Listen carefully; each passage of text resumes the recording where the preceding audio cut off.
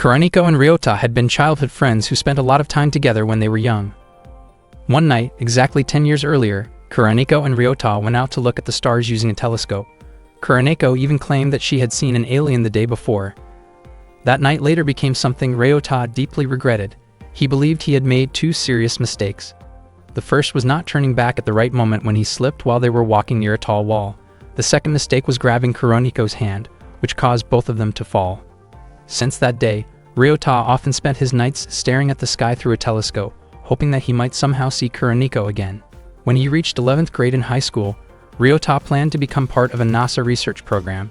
He wanted to get as close to space as possible and prove that aliens truly existed in the place Kuroniko had once described. He believed that this was the only way to atone for his mistake toward her.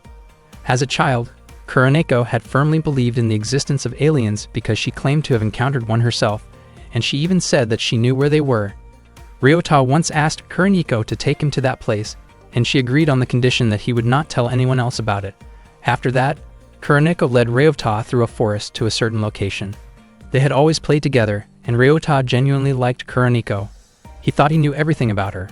However, when the topic of aliens first came up, Ryota could not immediately bring himself to believe her. When they arrived at their destination, Kuroniko said that the alien was there and that Ryota would believe her once he saw it. That was the day the tragic incident happened.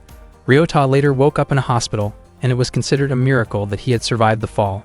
Medical staff informed him that Kuroniko was also safe and receiving treatment at another hospital. Ryota then began to think about what he should say so that Kuroniko could forgive him. He felt that if he had believed in her story right away, she might have felt less alone. One day, as Ryota was about to be discharged from the hospital, he learned the truth. Kuroniko had fallen from a dam and had passed away instantly. Upon hearing this, Ryota broke down in overwhelming grief, and the medical staff tried to calm him. Ryota could no longer remember Kuroniko's real name. The only thing he clearly remembered was a small mole under her arm, and he kept calling out to her name in despair. One morning at school, Ryota's classmates informed him that he had achieved the highest score in the 11th grade mock exams. Ryota was confused because he believed he had only ranked third. Risa mentioned that Ryota was actually the top student that year. Ryota simply thanked her. His classmates wondered why Ryota always seemed distant toward girls.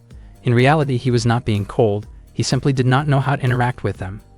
Not long after, a teacher entered the classroom and asked everyone to return to their seats. The teacher brought in a transfer student and introduced her to the class. The students were surprised, as transferring schools was known to be very difficult. When Ryota saw the new student, he was shocked. The teacher introduced her as Kuroha Neko.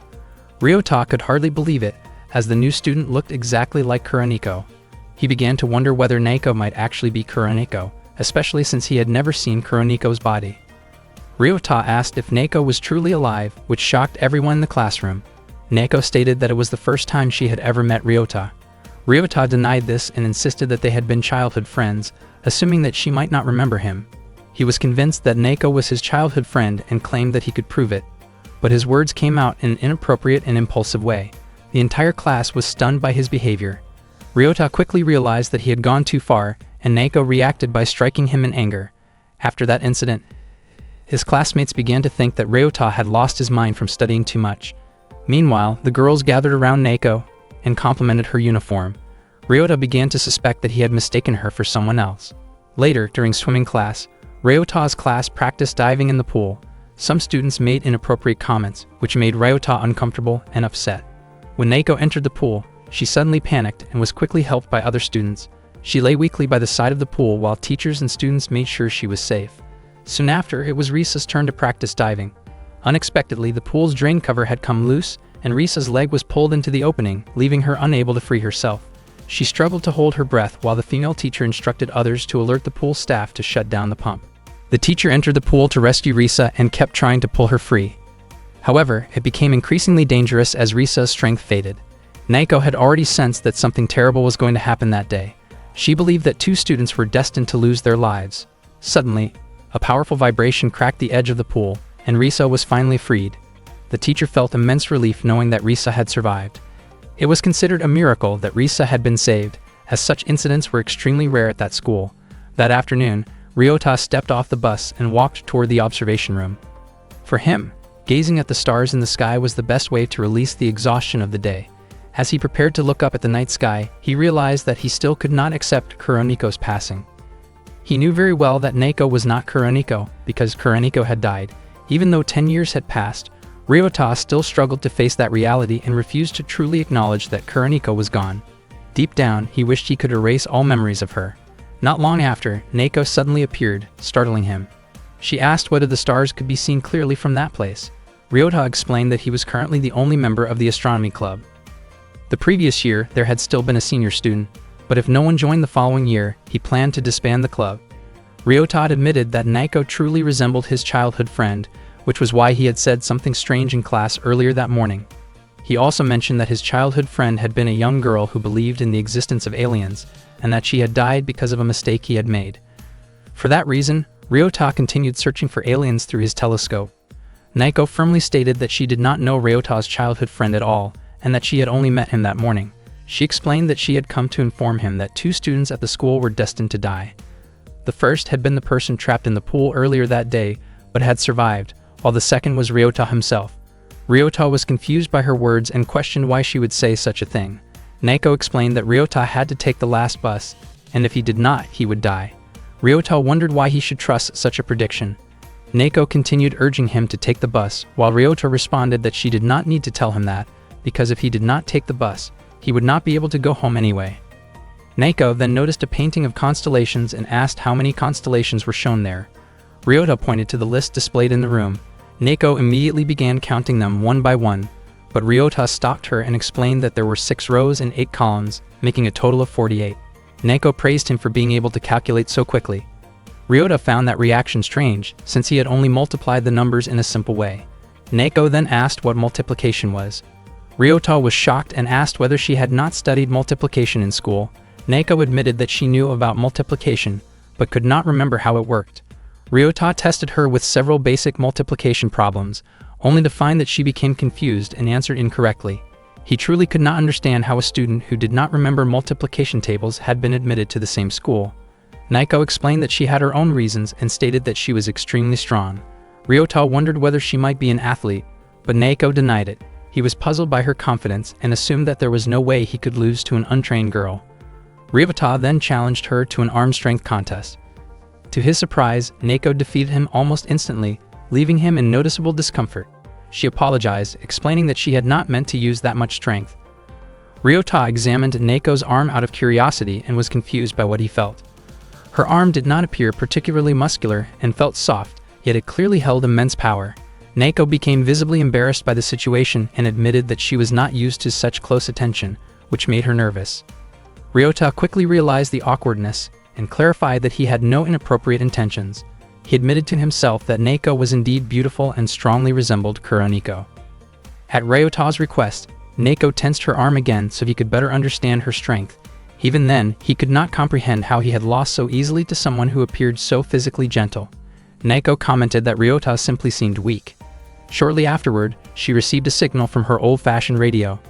Ryota was stunned when he heard Naoko mention that it seemed they had decided to let him die.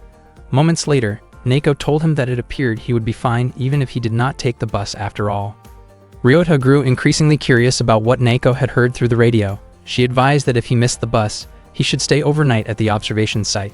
Naoko asked him to trust her, reminding him that she had already warned him. Her words strongly reminded Ryota of something Kuroniko had once said. After that, Naoko quickly left. Ryota began to reflect on everything Naoko had told him.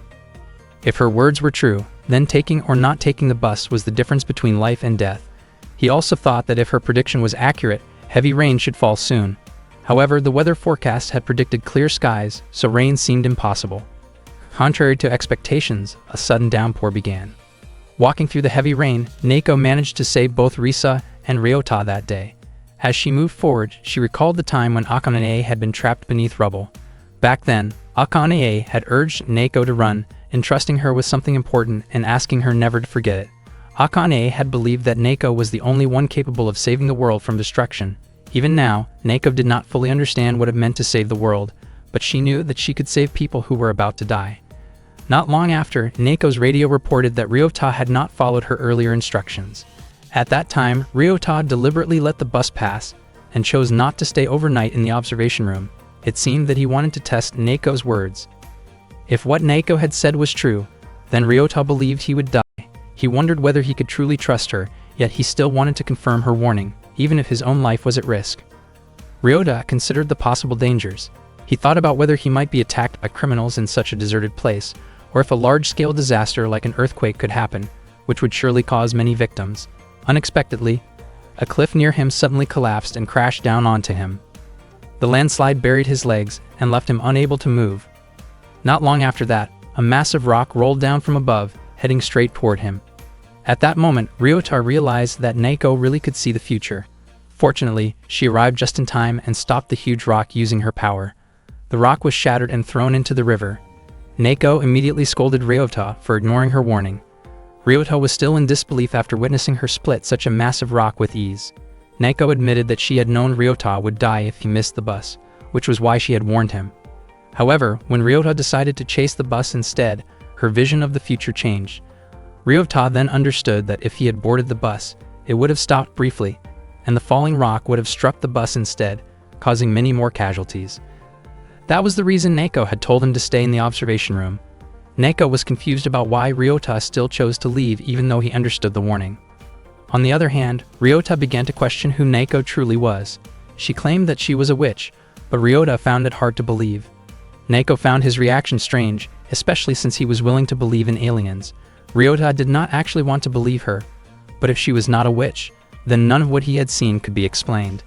Ryota asked how Neko could possess such incredible power. In response, she showed him that her body had been altered through medical procedures and experimental drugs, which shocked him deeply. Neko admitted that she never wanted to use her power. She had escaped from researchers and did not want anyone to know that she was a witch. Deep in his heart, Ryota still hoped that Neko might be Kuroniko. However, Neko did not have the distinctive mole that Kuroniko had, making it clear that she was not the person he was hoping for.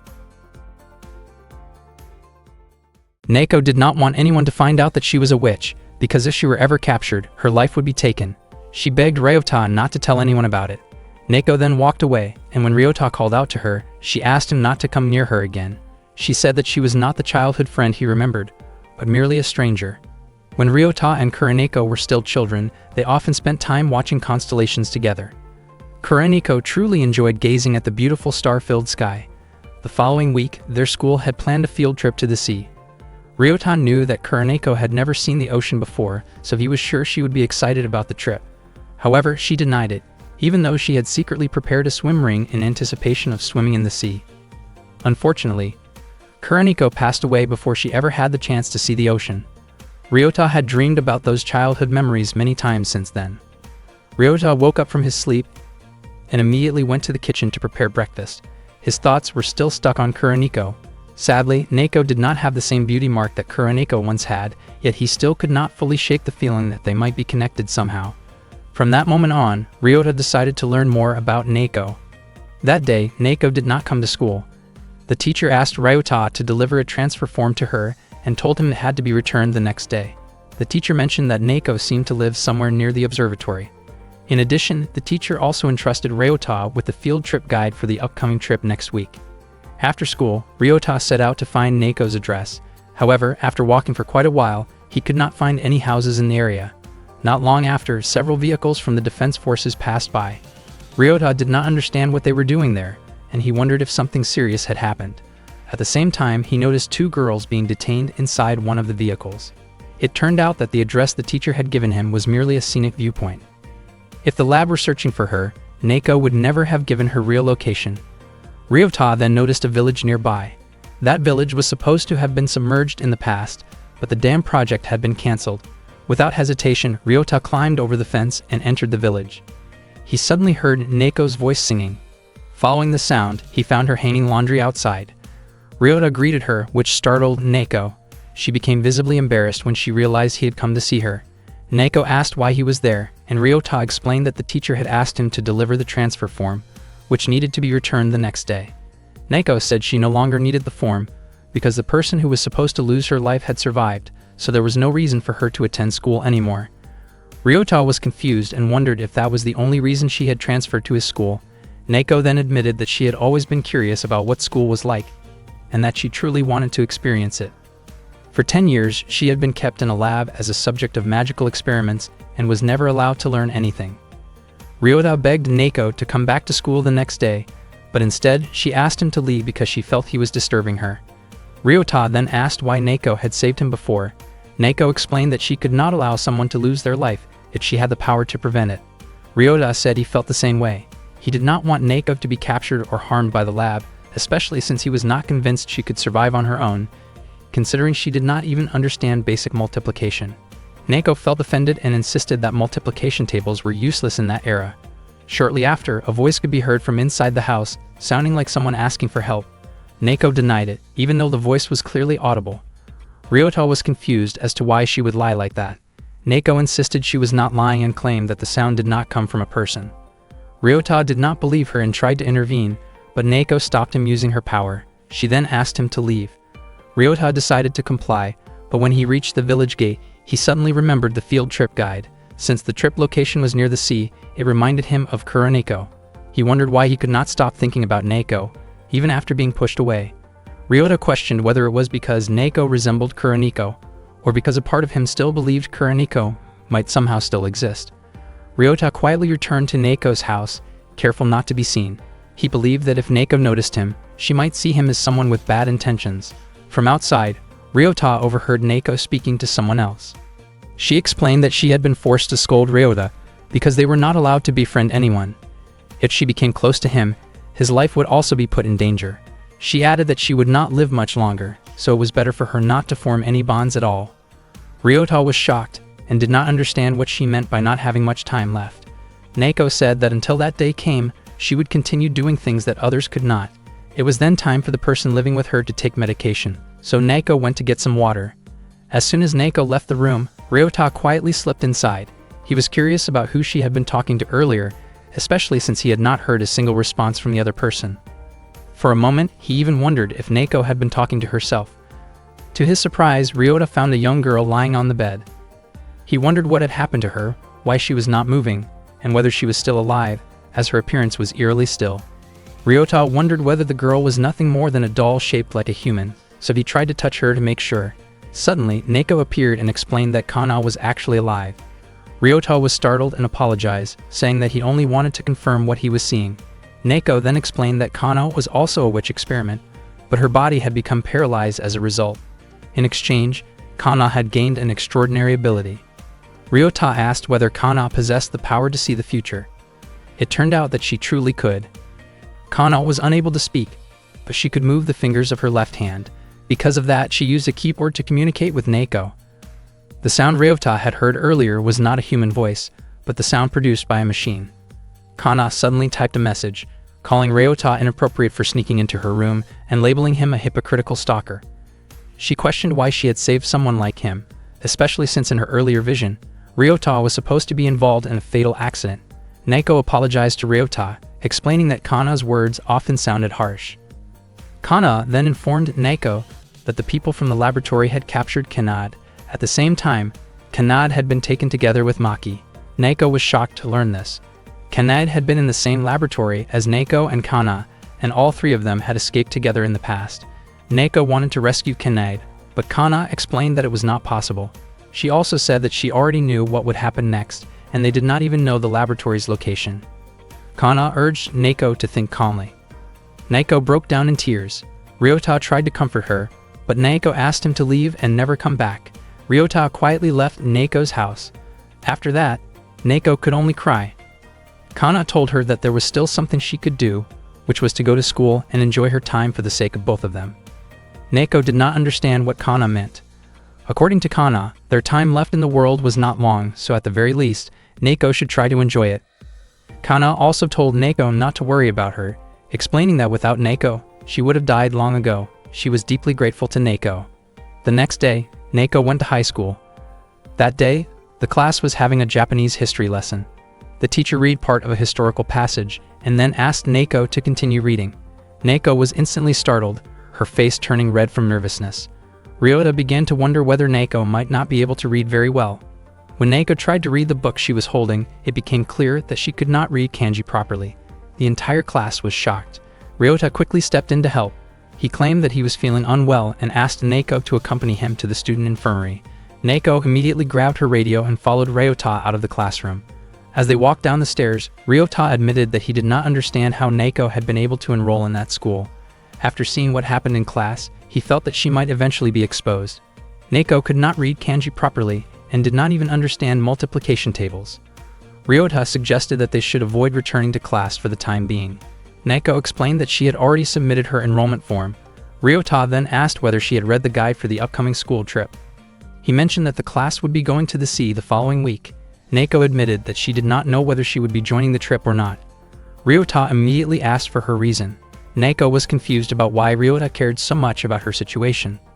Ryota explained that when he was younger, a childhood friend of his had always wanted to see the ocean. By taking Naoko to the sea, he felt that he could finally fulfill that old wish in some way. Not long after that, Kana contacted Naoko and informed her that someone at a curry shop near the station would die in 15 minutes. Naoko immediately ran toward the location, with Ryota following closely behind.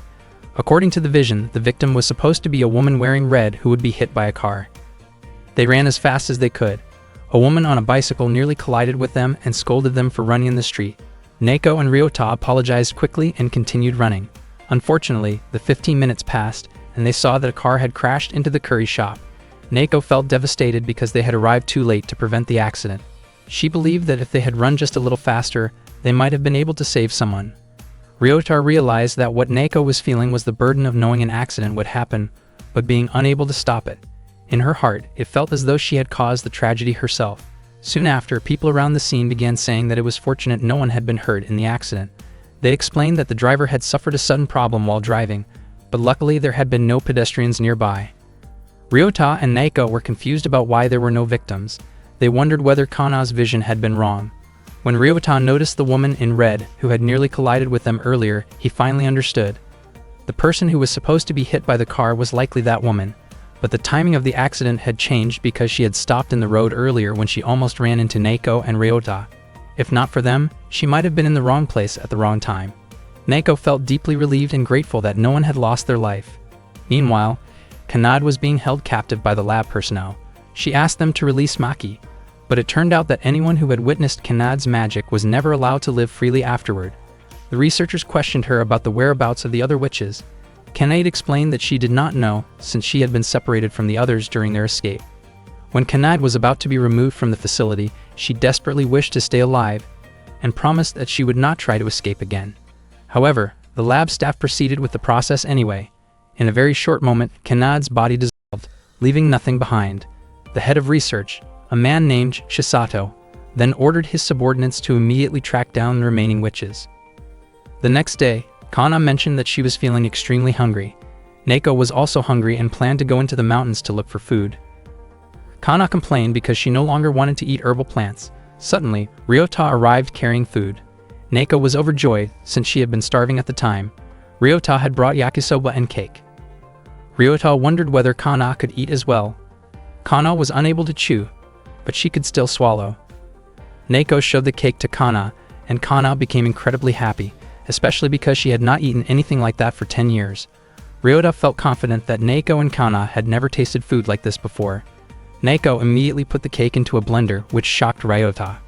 Kana felt uneasy seeing such a beautiful cake being blended. Although the house had electricity, it did not have gas, so Naoko usually cooked using firewood. After Naoko fed the blended cake to Kana, Kana indicated that she wanted to save some of it for later. Ryota then mentioned that the cake had actually been his portion. Unexpectedly, Naoko was taken aback and began to cry. Ryota did not understand why Naoko reacted that way, but he decided to give up his share of the cake for them. Ryota could not understand why he felt like he wanted to stay in that place forever. Perhaps it was because Naoko reminded him of Kuroniko.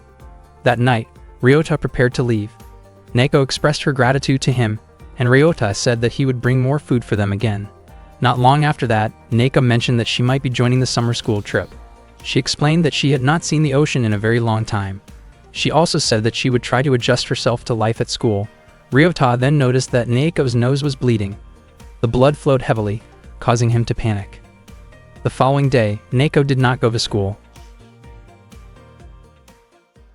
Classmates talked among themselves about Naoko, who had been absent frequently even though she was a transfer student.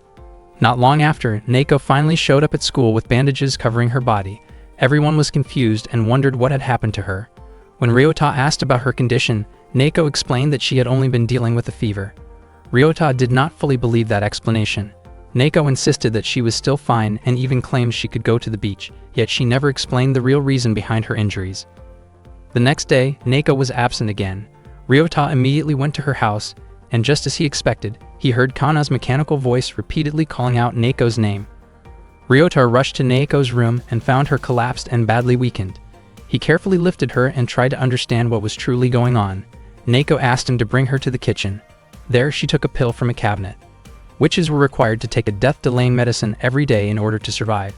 If they failed to take the pill for more than 30 hours, their bodies would begin to break down, and several hours later, it would result in death. Naoko only had 10 pills left, which was just enough for her and Kana to last 5 days. Ryota could not believe that Naoko had waited until the very last moment to take the medicine. She had endured it for as long as she could, but she admitted that she would not be able to join the school trip scheduled for 8 days later. Ryota blamed himself for inviting Naoko to the beach. Naoko asked him not to dwell on it, explaining that she would be fine after taking the pill. She also told him not to feel guilty, because she had genuinely wanted to see the ocean for a long time. After that, Ryota went to Kana's room and explained that Naoko had fallen asleep in the kitchen. He then asked where the pills came from. Kana explained that the medicine could only be obtained from the laboratory where they had been created, but she did not know its location. Since she only had 5 days left to live, she asked Ryota to bring them cake during those remaining days. Not long after, Naoko woke up and wanted to clean herself. She heated water for a bath and later approached Ryota, who was chopping firewood outside. Naoko told him that she felt fine after taking the death-delaying medicine. Ryota explained that Kana had asked him to prepare the firewood, but Naoko pointed out that they did not need that much. Ryota could not accept the idea of Naoko and Kana dying like that, and he wished he could somehow obtain more pills. Suddenly, smoke began to rise from Naoko's house. Ryota panicked and asked what had happened. Naoko explained that the smoke came from boiling water earlier. Ryota told her to deal with the kitchen while he went to get Kana out. Kana, confused by the smoke filling her room, was quickly carried out by Ryota, who carefully supported her as he brought her outside. Ryota returned to Naoko while carrying Kana. Naoko apologized to Kana, explaining that all of the remaining pills had been destroyed. Kana began to weaken rapidly, and Naoko broke down, blaming herself. Kana asked Naoko not to worry, calmly accepting that her end would simply come sooner. She even asked Naoko to end her life quickly, so she would not have to suffer later. Ryota tried to reassure both of them, believing that everything could still be fixed. He explained that they only needed to obtain the medicine from its creator, the Dresden pharmaceutical company at the Takayama factory. Ryota recalled the code printed on the medicine. The letters DR stood for the pharmaceutical company, the number 623 indicated the drug type, and the letter G represented the Takayama factory. Naoko wondered if it was normal to know such detailed information. Ryota explained that he had read about it in a book before. His memory was unusually strong, allowing him to remember everything he had seen even after only one glance, which could be considered a special ability. Unfortunately, that ability also meant he could not forget things he wished he could erase, and that was often painful. Naoko believed, however, that this pain was still better than forgetting something truly important. Ryota then suggested that they search for the location of the medicine and the factory together. He planned to use the computer in the observatory room. As they headed there, Ryota asked whether Naoko could use her power to move Kana. Naoko explained that it was impossible for her. Her ability was designed to destroy things, and she could not control it when touching a person. It was the same reason she had once overpowered Ryota in an arm wrestling match, and it was fortunate that his arm had not been seriously damaged. After arriving at the observatory room, Ryota began looking for information about the death delay medicine, but unfortunately, he could not find anything about the pill. He had no idea where the factory was located exactly, but he knew that taking a bus or train would eventually lead there. The real problem was the security system at the factory. Kana suggested asking Kazumi for help. Kazumi was a friend of Kana and Naoko, and they had escaped together in the past. Kazumi was highly skilled with anything related to the internet, and Naoko had managed to enter the school thanks to Kazumi's help. If they asked Kazumi, she might be able to disable the factory's security system. However, Kazumi's help always came at a high price. Ryota found it strange that even though Kazumi was Naoko's friend, payment was still required. It turned out that Kazumi was not asking for money, but for death delay pills as compensation. Ryota realized that this was no different from Naoko trading her life to ask for help. He also understood that this meant Neko and Kana were risking their lives just to help him. At that moment, they had no pills left, and to pay Kazumi, they would have to split the stolen pills.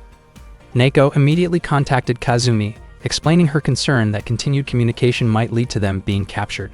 Neko asked for help, and Kazumi requested pills as payment. Neko explained that she was going to the death delay pill factory and promised to pay once she obtained the pills. Kazumi quickly understood that Neko wanted her to shut down the factory's security system. Kazumi showed interest, but only if she received half of the pills Neko planned to steal. Hearing that condition, Ryota thought Kazumi was being greedy. Kazumi was surprised to hear Ryota's voice and questioned why Neko was involving an outsider in such a dangerous matter, especially since involving others could lead to serious consequences. Ryota admitted that he was already aware of the risks. He then asked whether Kazumi was truly capable of disabling the security system. Kazumi reacted confidently, suggesting that her abilities allowed her to do things far beyond what normal people could manage. Ryota worried that such power could cause even bigger problems. Suddenly, Kana warned Neko that if she went any further, she would be targeted and face a fatal outcome. Kana strongly opposed Neko going to the factory. Meanwhile, one of Chisato's subordinates, Korofuku, reported that someone was investigating the code related to the death delay pills. That person was disguising their IP address, entering as an anonymous user, and using an overseas proxy. Chisato stated that capturing all the witches would bring everything to an end. He then ordered Saori to eliminate every witch who had escaped without exception. Chisato made it clear that failure would not be tolerated. At that time, Neko questioned why she was destined to die. Kana explained that Saori would ambush her at the factory. Saori was a witch ranked AA. The highest witch rank was AAA, while the lowest was C. Neko, Kana, and Kazumi were ranked B or lower. Neko concluded that they were being discarded because they were considered failures. Saori was capable of using A-class magic, which they could not defeat. Ryota asked about the accuracy of Kana's future visions. Neko explained that when rounded, Kana's visions were always correct, but the future could still change if they took action. Kana explained that if her vision was incorrect, she would see a new future, and if she saw nothing at all, it meant the future would remain unchanged. Neko pointed out that because they now knew an ambush was coming, they had a chance to change the future. However, Ryota worried that if the enemy knew Neko was coming, the lab staff might already have moved the pills. Ryota asked Kazumi to give pills to Neko and Kana. Kazumi was confused by this request and questioned whether Ryota wanted her condition to worsen even faster. Kana believed that the lab would not let them live anyway, so there was no reason for them to bother relocating the pills. Ryota then asked what kind of magic Saori used. Kana explained that Saori's ability was cutting-type magic, allowing her to cut anything within a 6-meter radius. Saori was equipped with a harness system, and if she tried to escape, it would trigger an ejection process that would result in her death. Neko then explained that the harness had 3 buttons. The lower right button was the hang-up function, which would cause a witch to lose her abilities over several days. The lower left button was the eject function, which would immediately end a witch's life. Magic had no effect on the harness itself. The third button's function was unknown, and they had only been told that it was worse than death. Because of that, no one dared to press it. Kana spoke again about her future vision and, after considering their plan, once more tried to stop Neko from going to the factory. Neko asked whether Ryota would also die, and Kana stated that Ryota would likely survive. Hearing that, Neko became determined to go to the factory, fully believing their plan would succeed. Ryota thought that if Neko died, everything would lose its meaning. Kana asked Ryota to make sure Neko did not use too much magic, because doing so would activate Neko's harness hang-up function. In addition, using her powers would cause Neko to lose something very precious to her. Neko promised to bring pills back for Kana. Neko and Ryota then prepared to leave, and Kazumi reminded them to be careful. At the same time, Kazumi's body was covered in blood. She had completely run out of pills, but she was not allowed to die before the operation scheduled for 12 o'clock. Kazumi placed all her hopes on Neko's success. Neko and Ryota boarded a train. During the ride, Neko was writing something but did not let Ryota see it. Ryota believed she was drawing, since he knew that Neko was not very good at writing. That night, they arrived at the factory as planned. Neko was supposed to break through the front entrance to draw Saori's attention, while Ryota would slip in through the back and make his way towards Saori to deactivate her harness. When Neko confronted Saori, she deliberately caused a commotion so that Ryota could locate her position more easily. Before entering the factory, Neko had asked Ryota to read the letter she left for him once he was inside. Right at midnight, the operation began. Not long after that, the sound of an explosion echoed through the building, and Ryota immediately moved to carry out his mission. As he advanced inside, he read Neko's letter. At the same time, Kana told Kazumi that she could not see any future ahead. She explained that if things continued like this, Neko would die, and she wondered if Neko had planned this outcome from the very beginning. Meanwhile, Sori noticed Neko's arrival and mocked her for entering through the front door. She dismissed Neko as a powerless witch who could not kill anyone and declared her intent to end the fight in a brutal way. In her letter, Neko explained that she would keep Sori distracted. She asked Ryota to find the pills and escape as quickly as possible. She specifically told him not to try to save her, believing that her life would be more meaningful if it could help Kana and Kazumi survive. As Ryota read on, he realized that Neko had intended from the start to use herself as bait. Even so, Ryota refused to accept the idea of letting Neko die. At that same moment, Kana was shocked when a new vision appeared before her eyes. In it, she saw that Ryota would also lose his life. Back at the confrontation, Sori activated her cutting magic, narrowly missing Neko. Neko pleaded with Sori to stop and questioned why they had to keep trying to destroy each other. Sori's attack tore through Neko's clothing, and when Neko dropped an object from above, Sori managed to destroy it before it could have any effect. Soon after, Ryota reached the place where Sori and Neko were fighting.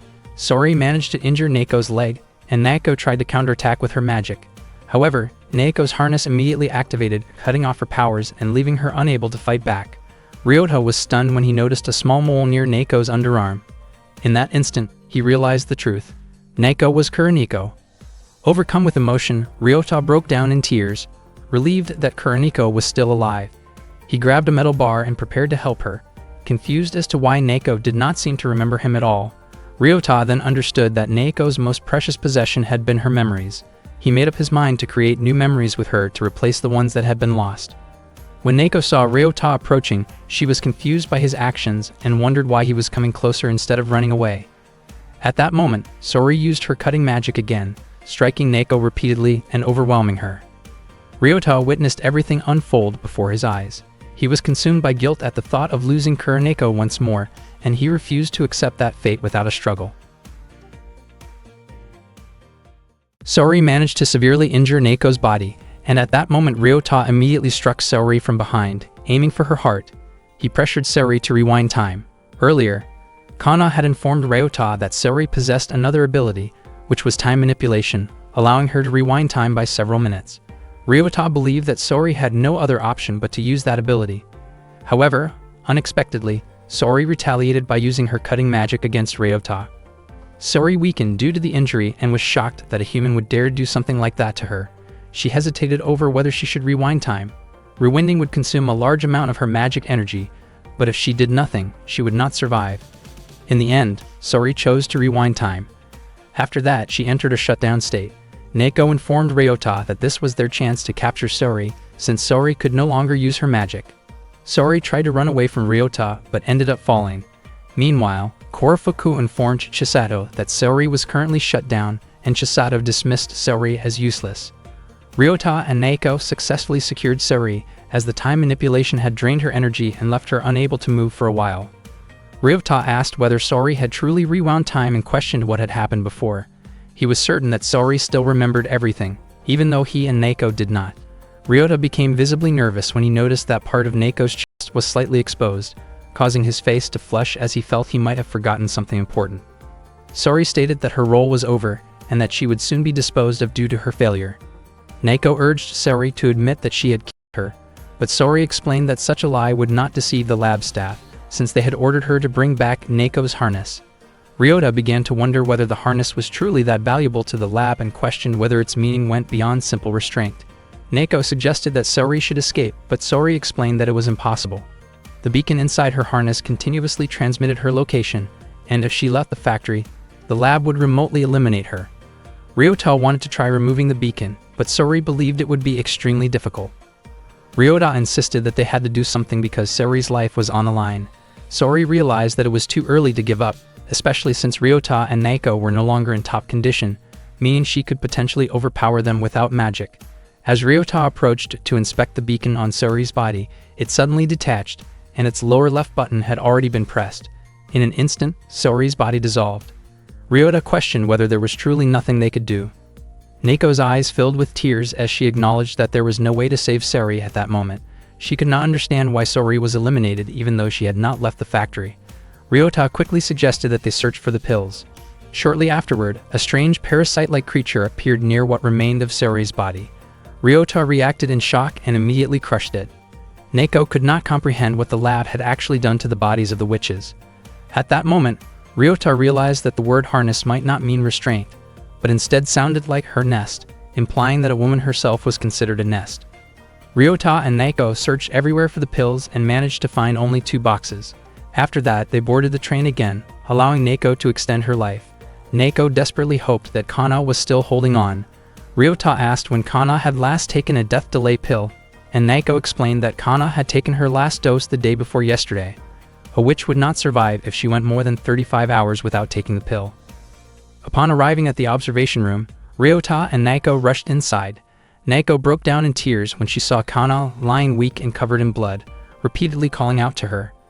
Kazumi then pointed out that Kana would not be able to respond unless the keyboard was placed near her hand.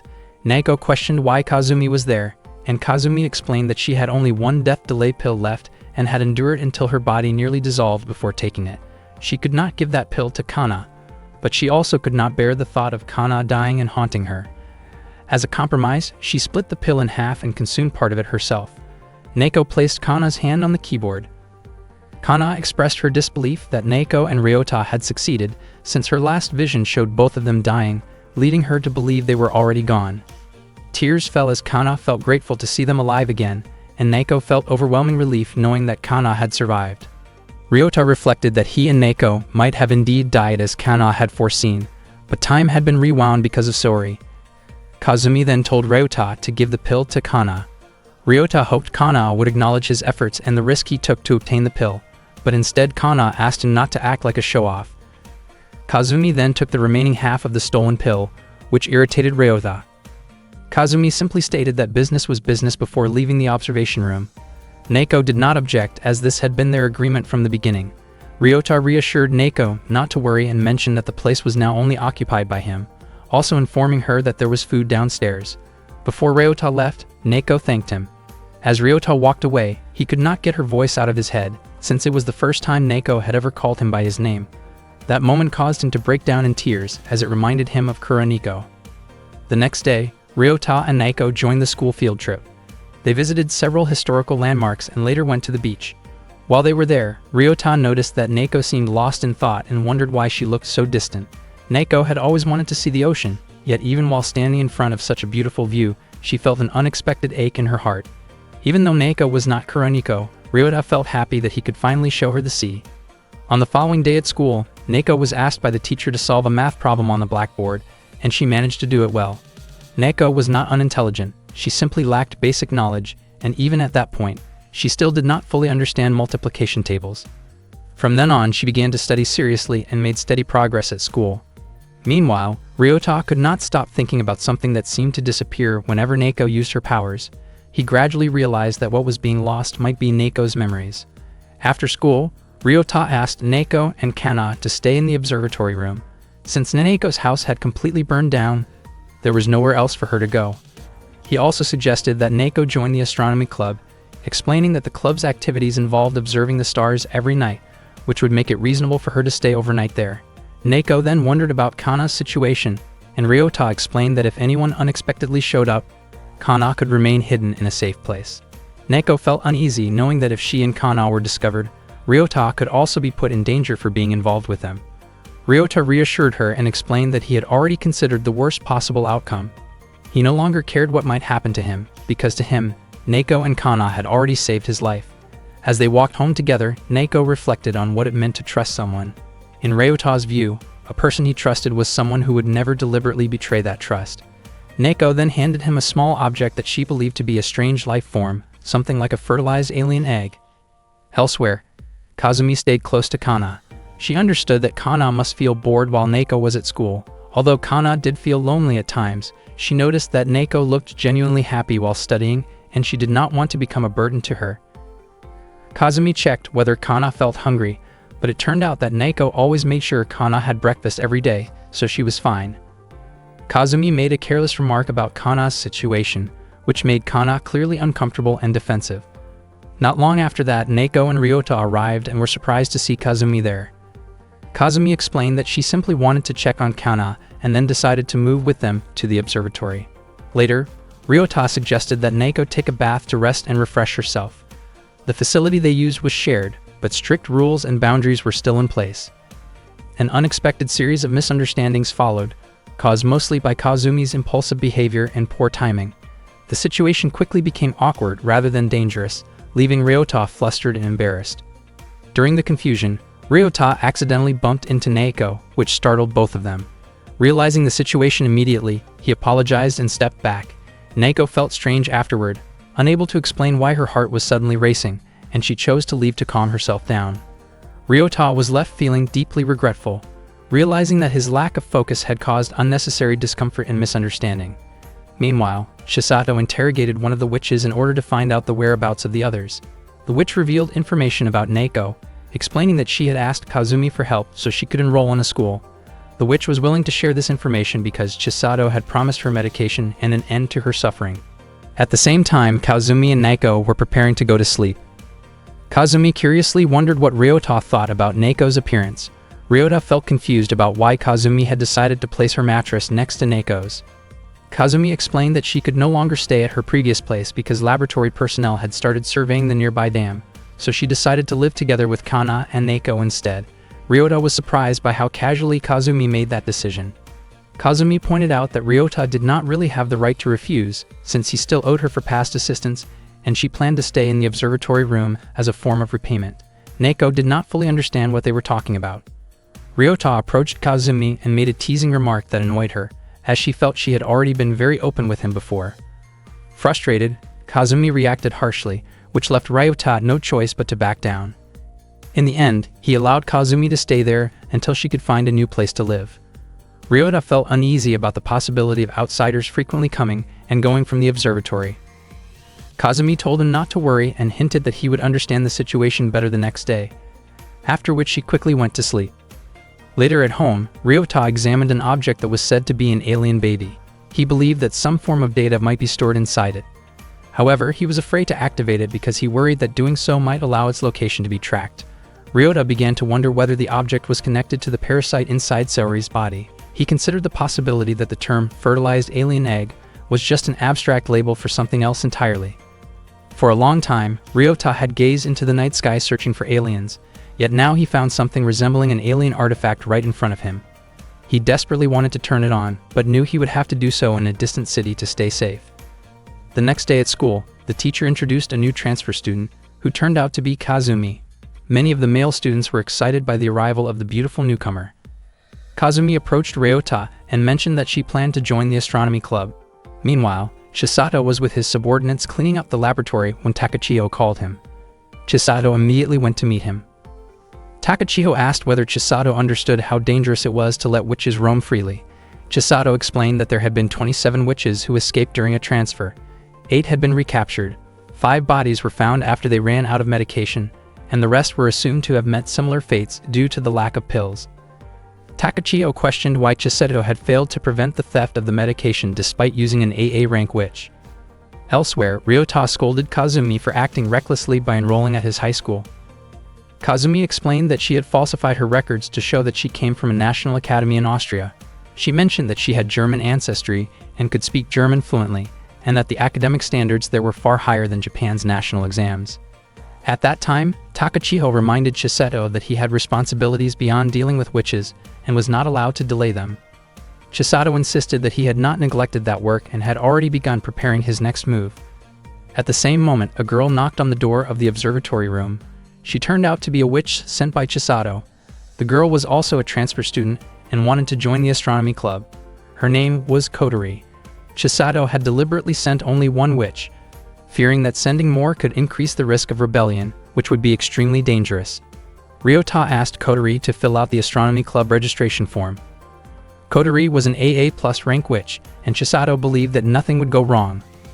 Unexpectedly, after hearing Chisato's report, Takachiho chose to dismiss him from his position. Kotori, a new transfer student, wanted to join the astronomy club. She had already completed the club registration form and handed it to Ryota. Kotori then asked whether the people there were members of the astronomy club. Kazumi admitted that she was a member, even though she had technically joined just that day. Kotori greeted her politely, since she was a first-year high school student and wanted to show respect. Kazumi was surprised by Kotori's appearance and reacted with excessive curiosity, which made Kotori uncomfortable. Kotori quickly asked her to stop. Ryota found it strange that Kazumi often made comments about physical appearances, and he casually remarked that Kazumi should not compare herself to others. Kazumi became annoyed and reacted strongly, startling everyone in the room. Kotori then asked whether the girl lying on the floor was also a club member. Kana explained that she served as the club's mascot and oddly requested to be treated like an object rather than a person. After that, Neko introduced herself and greeted Kotori as well. Kotori asked Ryota about the activities of the astronomy club. Ryota explained that they usually observe stars through a telescope, and that the previous year he had gone up a mountain with upperclassmen to enjoy the night sky. Hearing this made Kotori very excited, and she expressed her desire to experience it herself. Ryota suggested holding a welcome event for the new member by doing a nighttime observation the next day. Kotori agreed immediately, but Kazumi and Kana were reluctant. Ryota insisted, explaining that participation was required if they wanted to remain in the club. Kana was surprised that Ryota spoke so firmly. Kazumi teased Ryota in a playful but inappropriate way, implying there were more entertaining things to do at night than stargazing. Ryota became flustered and confused by Kazumi's behavior. Suddenly, the desk and benches nearby were destroyed. Neko apologized, explaining that she had lost control of her magic. Kotori was shocked and asked what had just happened. Ryota brushed it off by saying it was caused by a sudden gust-like phenomenon and quickly changed the subject. He reminded everyone to wear warm clothes the next day because it would be very cold on the mountain. Kana suddenly asked where they were going, wondering why they were acting as if they lived there. Neko silently signaled her to stop talking. Kotori then excused herself, saying she had something to take care of. Kana asked Neko to take her to the restroom, and Neko carried her. Kotori kindly opened the door for them. Kazumi noticed that Ryota kept glancing at Kana and teased him again in an awkward manner.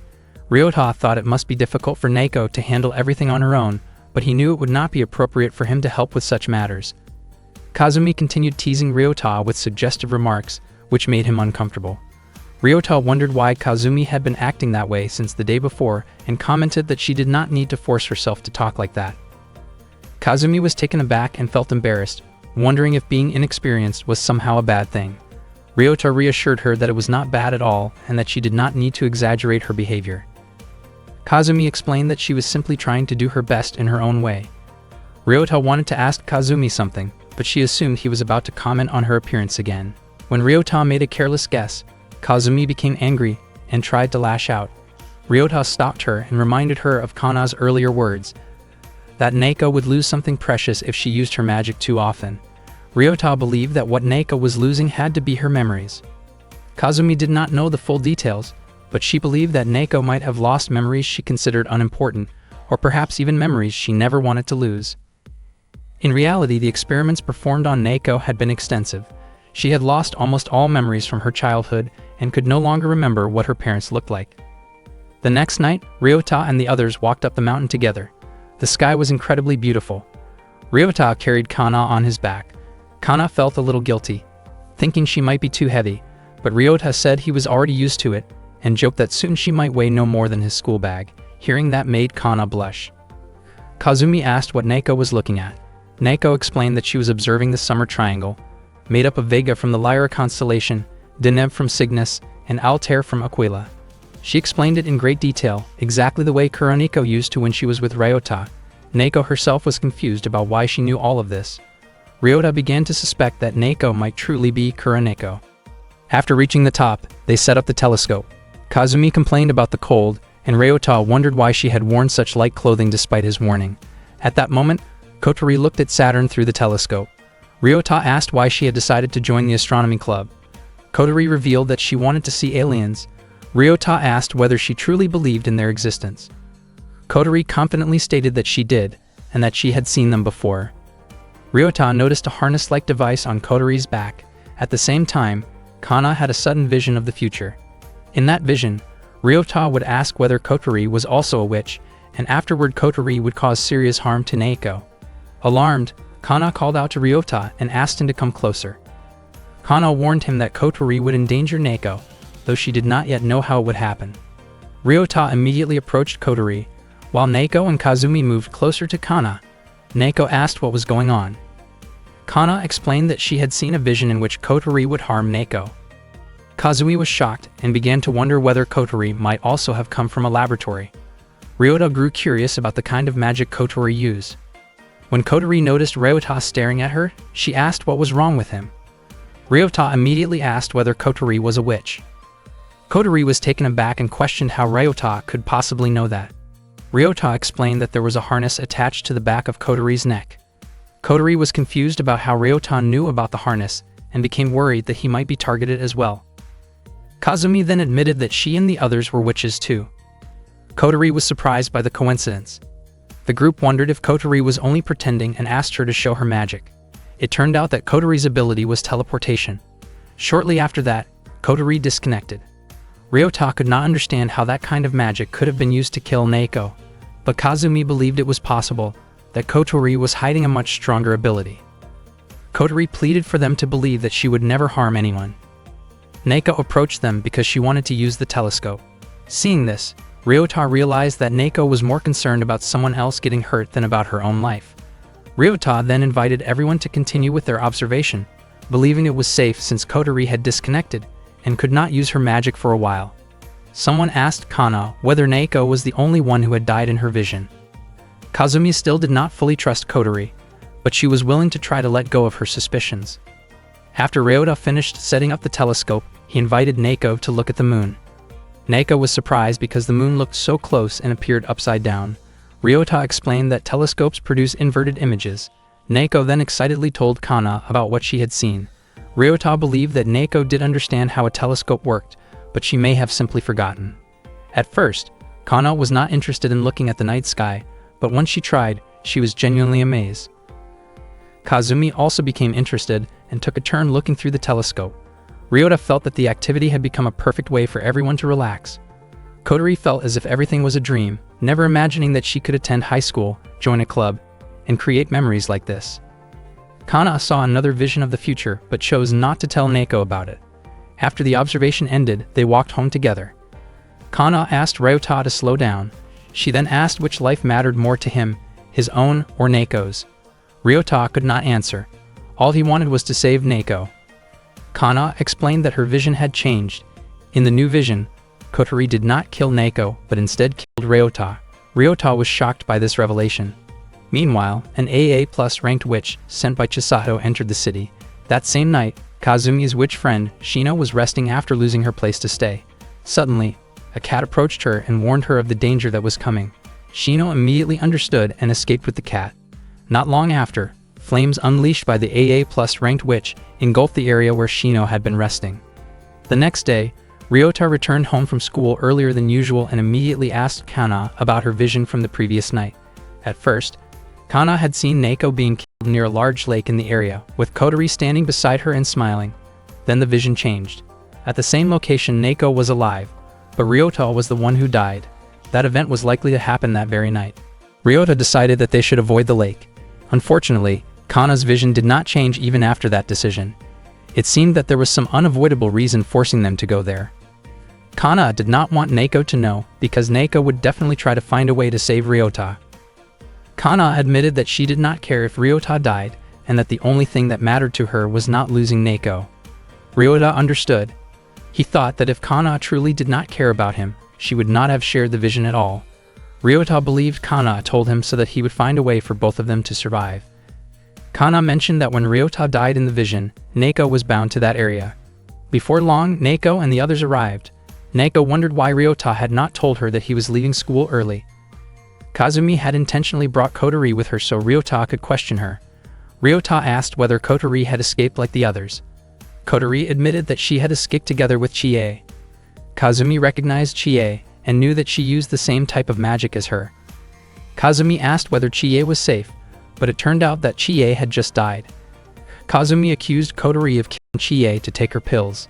Kotori was shocked by the accusation. Neko asked Kazumi not to accuse Kotori without clear proof. Kazumi admitted that she suspected Kotori because, in Kana's vision, Kotori would kill Neko. Kotori denied it, but Kazumi was unsettled by the strange expression on Kotori's face.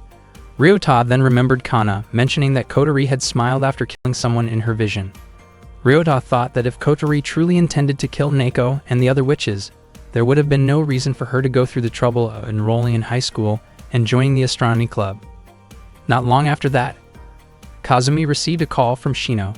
Shino was asking for help and desperately wanted Kazumi to save her from an AA+ rank witch who was chasing her. She explained that 2 of her friends had already lost their lives because of that witch. Shino begged Kazumi to help her as soon as possible. Neko immediately said that she would go to Shino's location. Shino mentioned that she was currently in a park near the lake. Kana quickly asked Ryota to stop Neko. Ryota immediately stepped in front of her and tried to block her from leaving. He mentioned that according to Kana's earlier vision, the location was near the edge of the lake. Even so, Neko refused to let anyone stop her from trying to save her friend. Ryota realized that Neko simply could not stand by and allow her friend to be killed. Neko threw a table toward Ryota and kept running while Kotori chased after her. Kazumi handed a radio to Ryota so she could guide him from a distance. Kana then stated that Kotori was the one who would end up killing Neko. At that moment, Kazumi prepared to use her magic to help both Ryota and Neko. Soon after, Neko and Ryota arrived at the lake. In the end, the 2 of them went there together, even though the situation was extremely dangerous because they wanted to save Shino. Not long after that, Kazumi informed them that Shino was on the north side of the park. Ryota was surprised that Kazumi could see her location. It turned out that Kazumi was using her magic to hack into the park's CCTV system. Ryota then asked Kazumi to locate Kotori as well, because based on Kana's vision, Kotori had to be somewhere nearby. Kazumi checked every angle of the CCTV cameras to search for Kotori. Suddenly, she told Ryota and Neko to hide near the stairs. Kazumi did not expect the lab to send an AA+ rank witch. She warned Ryota and Neko to stay hidden because the one chasing Shino was Kikako. Kikako kept getting closer, and at that point, Shino was truly terrified. The battery of her radio had run out, and she could only hope that someone would come to help her. Kazumi informed Ryota that Kikako used a cannon-type magic. Even though Kikako was an AA+ rank witch and only relied on a single spell, the power of that weapon was extremely overwhelming.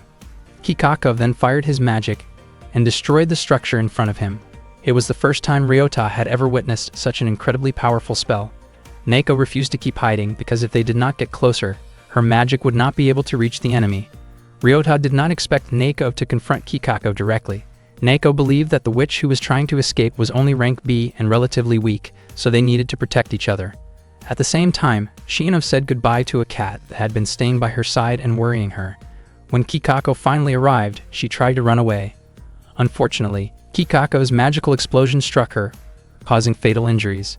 Shino lost her life at the scene, and Neko was overwhelmed with grief as she witnessed her friend fall right in front of her eyes. Neko was deeply saddened because she had failed to save Shino. Everything had happened so fast that neither she nor Ryota had been able to do anything. Ryota explained that Neko was not actually Kikako's target, so in his opinion, there was no need for her to confront him. He also wondered how many operatives the lab people really had. Ryota and Neko were both shocked when they saw Kikako forcibly pulling the harness from Shino's body. Shino had become the 3rd victim. Neko was overwhelmed with anger and vowed that she would never forgive Kikako. She tried to approach him, even though Ryota attempted to stop her. Neko remained determined and refused to back down. Left with no other choice, Ryota pressed the hang-up button to cut the connection, preventing Neko from fighting Kikako, knowing that such a confrontation would only put her life in danger. He urged her not to seek revenge and instead use the opportunity to help the others. Not long after that, Kazumi reported that a group of people was heading toward Ryota's location. She told him to take Neko and leave immediately. News about the harness had already spread, so any girl around Neko's age was being checked around the neck area. Just as Ryota was about to leave, Kazumi unexpectedly stopped him after noticing Kotori nearby. At that moment, Kotori arrived while calling out for Shino. Neko asked Ryota to focus on saving Kotori, while she distracted Kikako. Kikako noticed Kotori's voice, and Neko stepped forward to draw his attention. Kotori was visibly frightened, and Ryota quickly came to her side and guided her into hiding. Neko demanded that Kikako turn back, while Ryota and Kotori observed from a distance. Kazumi could not understand what Ryota had said to Neko, believing that Kikako was not someone who could be reasoned with calmly. Hikako then mentioned the number 4, indicating a 4th victim. Kazumi grew frustrated and questioned why they did not simply escape, since Naoko had no real chance of defeating Kikako. Ryota believed otherwise. He explained that both he and Naoko thought it might be possible to get through everything without fighting. Kikako's attacks were not as terrifying as they first appeared, and his magic had a weakness. Naoko was able to avoid Kikako's attacks with relative ease. It became clear that Kikako's magic required a long recharge time, especially after stronger shots. That delay created an opening. If Ryota and Naoko could use that moment to get behind him, they would have a chance to press the button on his harness. Kana questioned whether Ryota was planning to risk his life. Ryota admitted that he would obviously avoid that, since he had no intention of dying. At that point, Kazumi temporarily blocked police radio communications and filed multiple emergency reports, effectively sealing off the park area. She urged Ryota to act quickly. However, Ryota suddenly lost sight of Kotori and began searching for her. He then found Kazumi tying herself to a pole. Kotori was startled when Ryota approached her. He asked why she had tied her own hands. Ryota recalled Kana's earlier vision that showed Naoko bound somewhere nearby. That realization made him understand that Kotori intended to switch places with Naoko to save her. Kotori no longer cared if Kikako would end her life, since she believed she would not survive much longer anyway, due to running out of pills. She did not want to extend her life by relying on medication or the sacrifice of others. What she truly wanted was to experience a normal school life. She had felt genuinely happy, even though she had only spent 2 days in the astronomy club. Because of that, she believed she would have no regrets if her life ended, as long as her magic could be useful. Ryota finally understood that Kotori was trying to replace Naoko. At that same moment, Kana's vision changed, and she became certain it was because Ryota had realized the truth. Meanwhile, Naoko was growing exhausted from continuously dodging Kikako's attacks. She wondered why Ryota was taking so long. Kikako had begun to read her movements, and it seemed that she would soon be unable to keep avoiding him. Naoko thought she might have to press the harness button herself. She searched for an opening, dodged another attack, and tried to move behind Kikako. Unfortunately, the moment she stepped forward, Kikako restrained her with a rope. He managed to immobilize her completely, leaving Naoko unable to move. Ryota and Kotori were shocked by what they saw. Kazumi could not understand what Ryota was truly planning at that point. Kikako began activating his explosive device. Kotori believed there was no other option except switching places with Naoko. Ryota insisted that there was another way, and that Kotori's magic was far stronger than she realized. After tightly securing Kotori's arms, Ryota asked her to teleport. Naoko braced herself, thinking the explosion was imminent, but she was stunned when she suddenly saw Kotori standing in front of her. Kikako had been switched to Naoko's position while still restrained. Ryota immediately pressed the button on Kikako's harness and covered his head to prevent further danger. It became clear that Kotori's magic was far more powerful than expected, especially when she swapped places with the attacking mage. Ryota never imagined that protecting a mage could be this complicated. He then attempted to question Kikako about his origins and the location of the lab. Naoko arrived and pointed out that Kikako likely did not know where the lab was either. Kazumi then warned them that another group was approaching and that the police would arrive soon. She told them to leave immediately. Naoko asked what they should do about Kikako. Ryota made it clear that he had no intention of befriending someone responsible for so many deaths, but that did not mean he would press the button to end Kikako's life. At that moment, they realized that Kotori was no longer with them. Ryota was certain that Kotori intended to face her fate alone somewhere. Without hesitation, Ryota and Naoko rushed off to find her.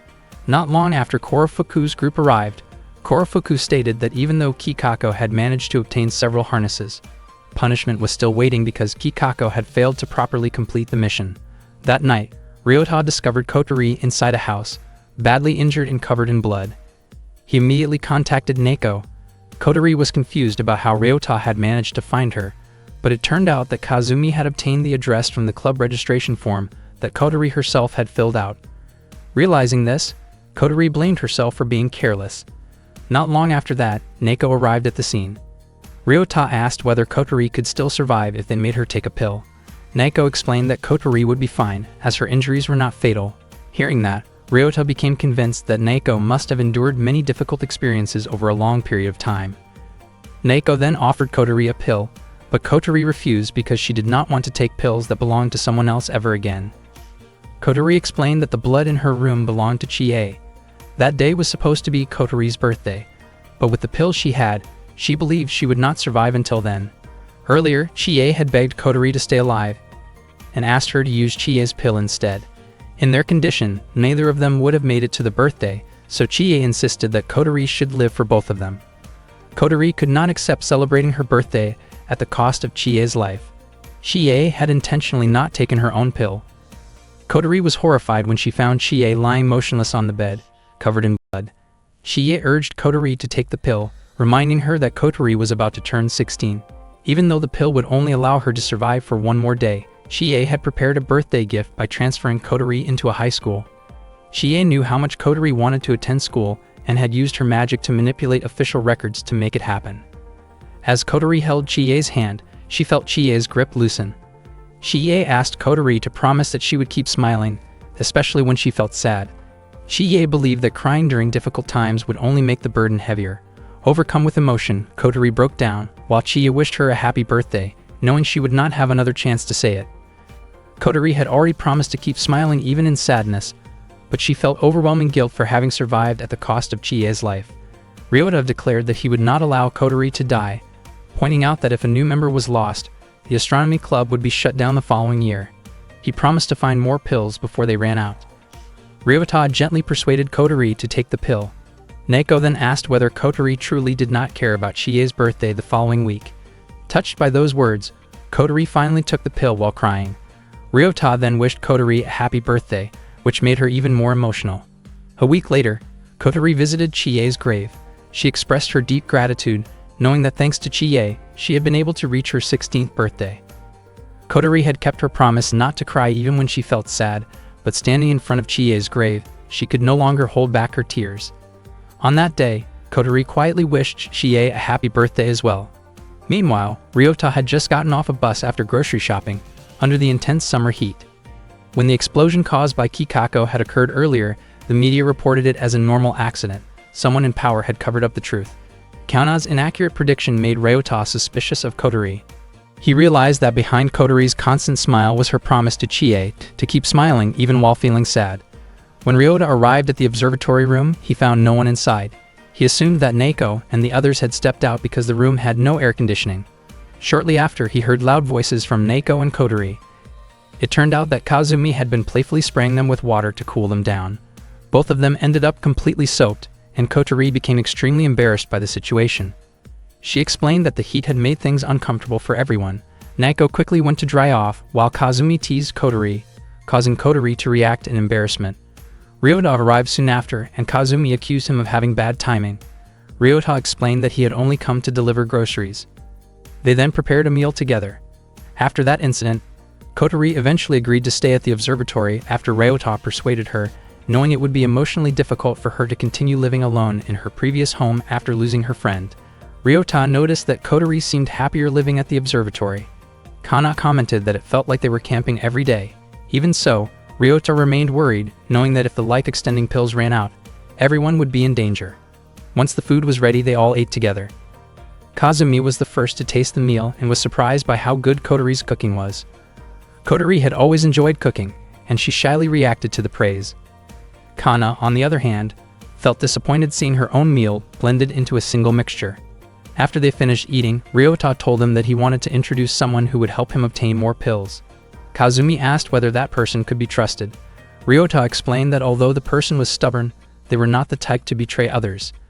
Trusting Ryota's judgment, everyone agreed. Ryota then asked whether Neko's magic could work through glass. Neko explained that it could, as long as the glass was clear. Ryota then invited Neko to come with him. Upon arriving at a laboratory, Ryota met his friend Kogoro. Kogoro greeted Ryota warmly, noting that it had been a long time since they last saw each other, and he casually remarked that Ryota must be popular among other guys.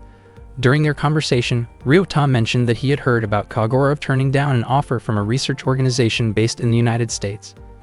Kogoro explained that his research activities did not require him to go very far, so if the organization truly needed his expertise, they could simply set up a lab nearby. If they did not need him that badly, then there was no reason for him to travel overseas. In short, Kogoro preferred to continue spending his time at his current university. The campus itself was not particularly famous, but Kogoro's name carried significant weight in his field. Kogoro then invited Ryota into his office and asked what Ryota was hoping to accomplish by coming there. Ryota began by explaining that learning the secret he was about to share could potentially put Kogoro's life in danger. Ryota said that a powerful organization might try to silence anyone involved, and he had already witnessed 2 people lose their lives right in front of him. He also admitted that he himself could be targeted at any time.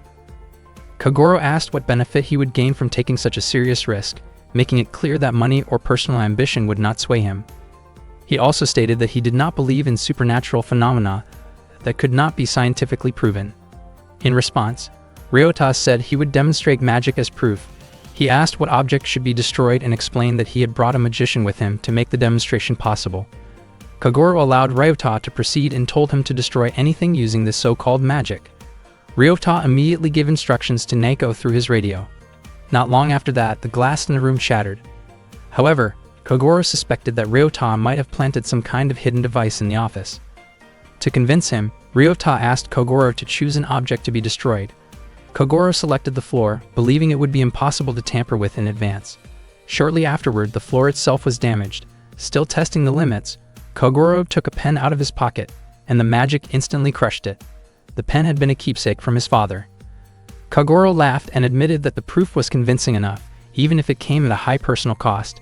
In the end, he promised that he would follow Ryota's instructions from that point forward. Ryota asked Kogoro to duplicate the death delay pills. He explained that those pills were the reason the witches were still alive. Kogoro asked him to start from the beginning so he could understand the situation clearly. Ryota then explained that everything had started with the arrival of a new transfer student. He had nearly lost his life in a landslide, but the transfer student saved him using magical powers. That transfer student looked exactly like Kuroniko, Ryota's childhood friend who had died 10 years earlier in an accident caused by his own mistake. After hearing the full story, Kogoro understood the core of the problem. He explained that the witches Ryota described were more accurately classified as superhumans with modified bodies. Kogoro said that duplicating the pill would likely be very difficult, but not impossible. First, they would need to identify the active ingredient, analyze its molecular structure, and then find a way to synthesize it. If they were lucky, the process could take around 6 months, but if the molecular structure was especially complex, it could take several years. At that time, Ryota only had enough pills to last for 1 month.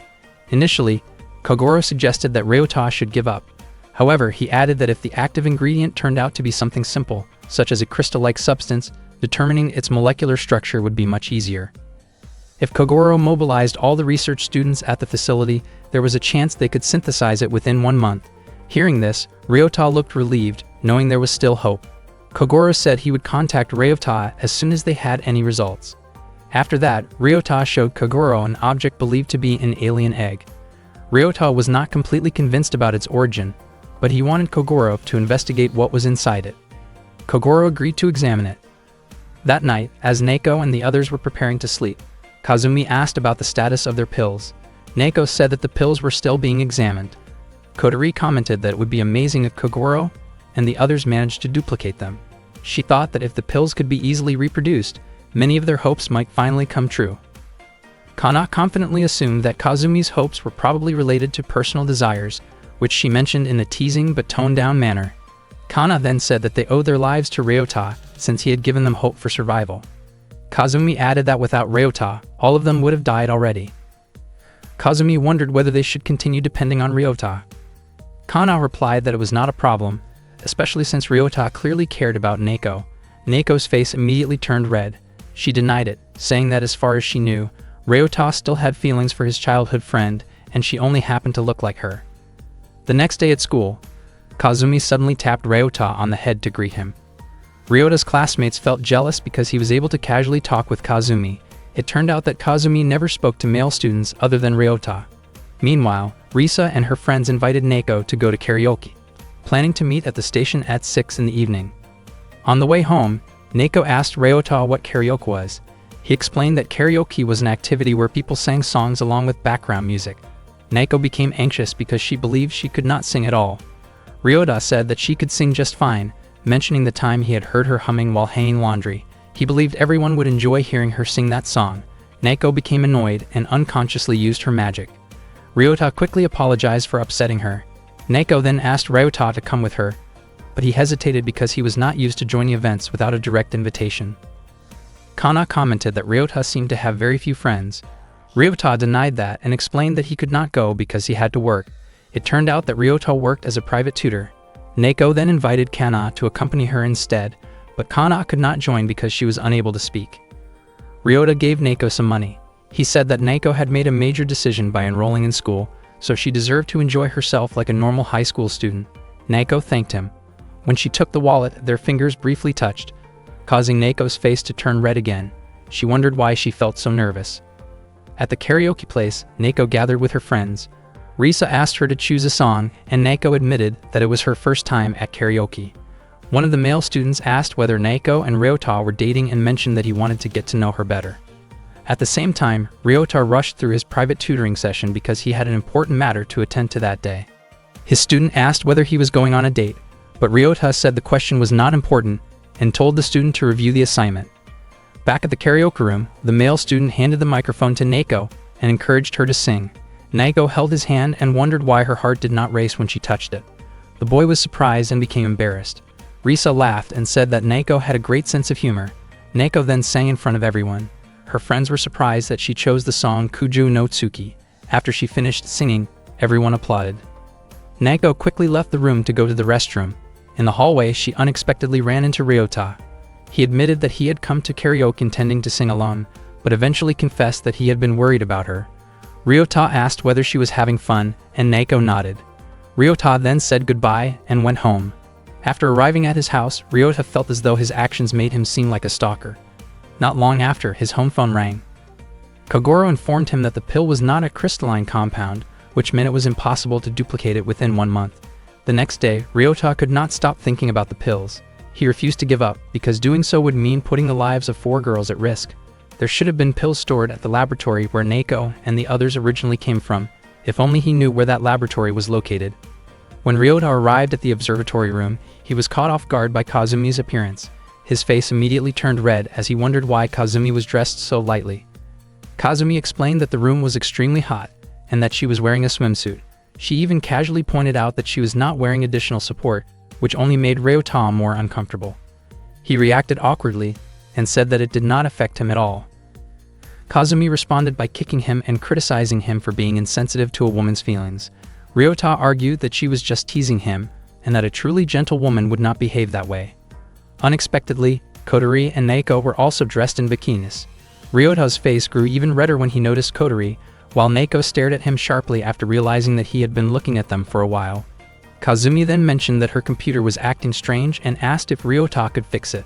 Ryota explained that he planned to go to Akihabara the next day, and Kazumi immediately asked to come along. She was visibly excited, since she had always wanted to visit that place. Ryota suggested that they meet at the station at 9 in the morning. Kazumi happily looked forward to it, while Neko appeared slightly irritated. Ryota then asked Kotori whether she knew anything about the laboratory they came from. Kotori explained that low-ranking witches like herself were not allowed to know such information, but she had heard rumors about why the laboratory was built in the first place. According to those rumors, alien ruins had been discovered 100 years ago. Ryota suddenly remembered that both Kuroniko and Kotori had once claimed to have seen aliens. When he asked Kotori about it, she admitted that she had indeed seen one before. Meanwhile, Chisato was attending a meeting with the laboratory's top officials. He reported that he had recently secured 3 harnesses in Drazel, and that after interrogating Kikako, he had learned that subject number 1107 was still alive. The officials were shocked by this revelation, but their main priority remained the restoration of grain. After Chisato left the meeting, the officials discussed whether relying on him was the right choice. They ultimately agreed that Chisato was a brilliant researcher and an essential part of their plan. It had been a century since the ruins were discovered, and it seemed that the long-awaited moment was finally approaching. Later, Chisato informed Korofuku that they would proceed with restoring grain and that Nanami would be used in the process. Back at the observatory, Ryota asked what the alien looked like.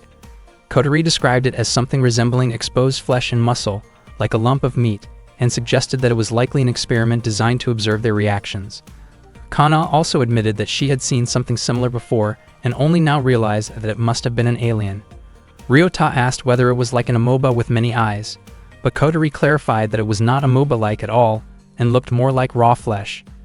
She also mentioned a rumor about the laboratory possessing an extremely powerful witch, someone whose strength even surpassed Kikako's. According to the rumors, that witch had enough magical power to wipe out humanity multiple times. Kazumi wondered if Kotori was referring to a Valkyria. Kana revealed that she had heard of Valkyria as well, a witch ranked even higher than AAA, known as an S-rank witch. Kazumi believed that such a being would never bother chasing after them. Valkyria was said to be a goddess of death, responsible for guiding the souls of the dead to the afterlife. Neko commented that such a being could potentially bring about humanity's destruction.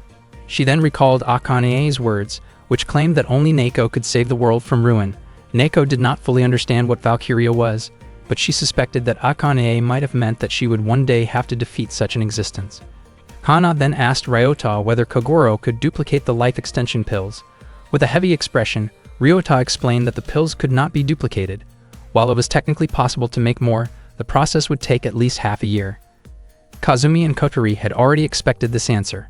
Ryota sincerely apologized, feeling responsible for taking away their remaining hope. Kana said that they had not expected much from the beginning. Neko added that she only hoped Kogoro and the others would continue developing the medicine, even if it was not for them, since it might help other witches who managed to escape. Ryota fell silent after hearing Neko's response.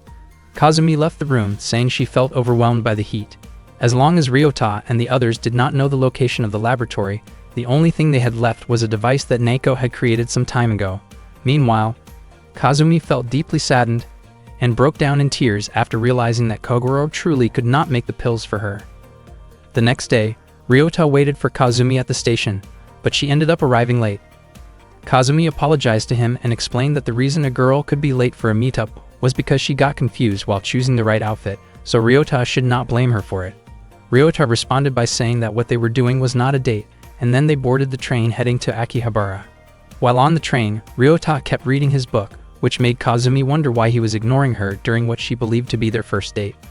Ryota once again stated that it was not a date, and that Kazumi was not his girlfriend. Kazumi then offered him some candy, but Ryota commented that it made her seem like an elderly woman from Osaka. When they arrived in Akihabara, Kazumi was extremely excited because it was her first time there. She mentioned that the area was filled with otaku culture.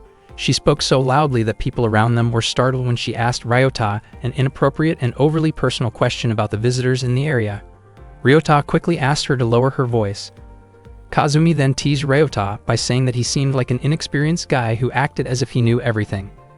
At that moment, Kazumi really wanted to go to a maid cafe, but Ryota refused because their main purpose for coming to Akihabara was to buy supplies.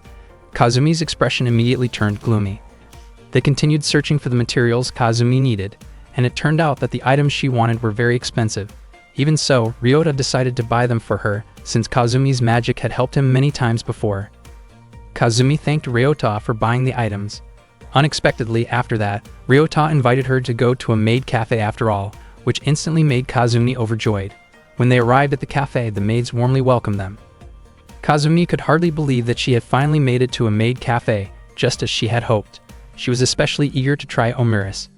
Not long after, a maid brought their order of omuris, decorated with a cute character design. Kazumi absolutely loved the food and happily encouraged Ryota to try it as well. Ryota asked her not to do that because it felt embarrassing. Kazumi then admitted that she was truly enjoying the day and felt that it might be the happiest day of her life so far. After hearing that, Ryota accepted the bite she offered. After leaving the maid cafe, Kazumi asked what Ryota was actually looking for in Akihabara. Ryota then showed her a device and explained that Neko had given it to him. Neko had obtained the device from someone who had escaped together with her. Kazumi became curious about who that person really was. Ryota suspected that the device might be used to transmit locations, but since there were many people in Akihabara carrying similar gadgets, it would be difficult to identify the right person if that were the case. Ryota activated the device, and unfamiliar foreign text suddenly appeared, which he could not understand. After that, a map was displayed, and Ryota wondered whether they should go to that location. Kazumi advised against it and explained that the earlier text was written in German, carrying a dangerous message about eliminating witches in order to reveal the truth. Hearing this explanation left Ryota deeply shocked. Ryota obtained a map from the object that Neko had given him, and Kazumi asked where the location shown on the map might be. Ryota admitted that he did not know, since the map could not be zoomed in or out. There was a space for entering a password, but all they could do was estimate the location based on the topography. Kazumi believed that whoever was waiting there was definitely not an ally, yet Ryota still intended to go because they had no other leads. When Ryota and Kazumi returned home, Kotori asked whether they had found the device they were looking for. Kazumi replied that they had obtained it. Ryota then explained about the map that appeared on the object Naoko had given him, believing it was their only clue about the pills. He wanted to identify the location and head there as soon as possible. Naoko wanted to come along, but Ryota stopped her because there was a message stating that if they wanted to learn the truth, they would have to eliminate the witches. Ryota suspected that the place shown on the map could be an enemy base. Even so, Naoko could not bring herself to let Ryota go alone. Ryota insisted that he would not be killed and believed that, at the very least, someone there wanted to convey something important. Kana asked whether it might be a trap, but Ryota still felt it was the only clue they had to survive. Ryota headed home, and Naoko followed him because she wanted to see the trap again. Ryota asked whether Naoko planned to destroy it, but he had already memorized the map completely. Naoko admitted that she would be deeply saddened if Ryota were gone, and that she would rather see him stay alive than be the one who survived herself. She asked him not to do anything reckless or impossible. Not long after, a bus arrived and Ryota boarded it. He told Naoko not to worry about him. Unbeknownst to them, Kazumi was watching from above. After returning home, Ryota tried to analyze the map further. There was a word that looked like Naka, possibly referring to a place name such as Nakane or Nakameguro. Suddenly, the doorbell rang, and he wondered who could be visiting so late at night. It turned out to be Kazumi, who had come to help with the map. She had improved her interface and offered her assistance. Ryota admitted that he had been struggling, but noted that he was the only one at home at the time. Kazumi considered that convenient and entered the house without hesitation. Ryota was surprised that she knew his address, but Kazumi explained that she was an exceptionally skilled witch in information technology. As long as the data existed in Japan, she could uncover it. She even teased him about his online habits, which made Ryota visibly embarrassed. Ryota showed her the topographic details he had memorized from the map, and Kazumi was impressed that he could recall it with such precision. Ryota explained that he could remember anything after seeing it once, almost like a scanner. He believed that Naka was the key clue and likely referred to a place name starting with those letters. Soon after, Kazumi identified the location on the map as Nakaruzawa. From satellite imagery, the area appeared to resemble an entertainment complex. Ryota asked Kazumi not to dig any deeper, worrying that other witches with similar abilities might notice someone investigating the area. He planned to research it further at the library the next day instead. Out of nowhere, Kazumi asked whether Ryota had feelings for Naoko. Ryota was confused by the sudden question and did not admit to having romantic feelings for her. The conversation then took an awkward turn, with Kazumi behaving impulsively and making Ryota increasingly uncomfortable. Her actions and words were driven by emotional confusion rather than logic, and the situation quickly became tense. Ryota tried to avoid escalating things and made it clear that he did not want to cross any boundaries. Kazumi became frustrated and acted out physically in a way that reflected her unstable emotions rather than genuine intent to harm. Ryota managed to separate himself from her, and the two ended up in an extremely awkward position that only heightened the tension. Kazumi soon realized that things had gone too far and abruptly asked to stop. She appeared confused by her own behavior and admitted that everything had happened too suddenly for her. Ryota remained silent, unsure how to respond. Kazumi then questioned whether Ryota felt unsatisfied, but he denied it, insisting that he was not thinking about things in that way. In the end, Kazumi calmed down and stayed close to Ryota, expressing that she understood him better than she initially thought. The moment ended with lingering discomfort and unresolved emotions, highlighting the complexity of their relationship rather than any clear resolution.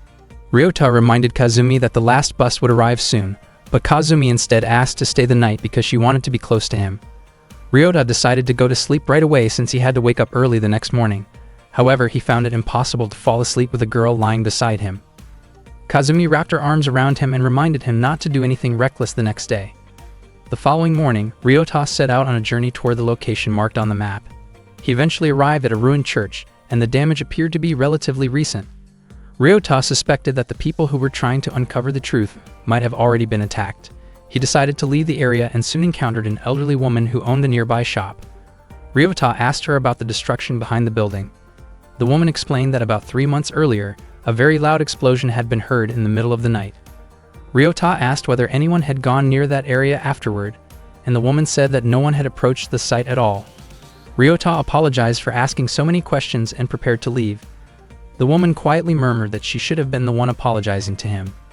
Ryota returned to the church ruins to search for clues. On the damaged wall, he noticed writing and several dark stains that suggested something serious had happened there. Suddenly, a group of police officers stopped him and ordered him to leave the area. Ryota suspected that the elderly woman had reported him, and he realized his own carelessness. He apologized and explained that he was only curious, but the officers immediately restrained him. The police chief instructed his subordinates to report the situation to the community unit. Ryota was forcibly taken toward a police car, and he thought that if he was arrested, everything would end right there. Unexpectedly, the police car suddenly exploded, shocking everyone at the scene. It turned out that Naoko was responsible for the explosion. She caused several more explosions nearby and also destroyed Ryota's restraints. Naoko signaled for Ryota to run toward her. Ryota immediately started running, but the police chief fired a warning shot. The chief was convinced that Naoko had a device attached to the back of her neck, and the officers identified her as the terrorist they had been searching for. Naoko calmly stated that the police weapons were too weak to defeat her. Ryota was confused about why Naoko seemed to provoke the police, and she told him to stay back.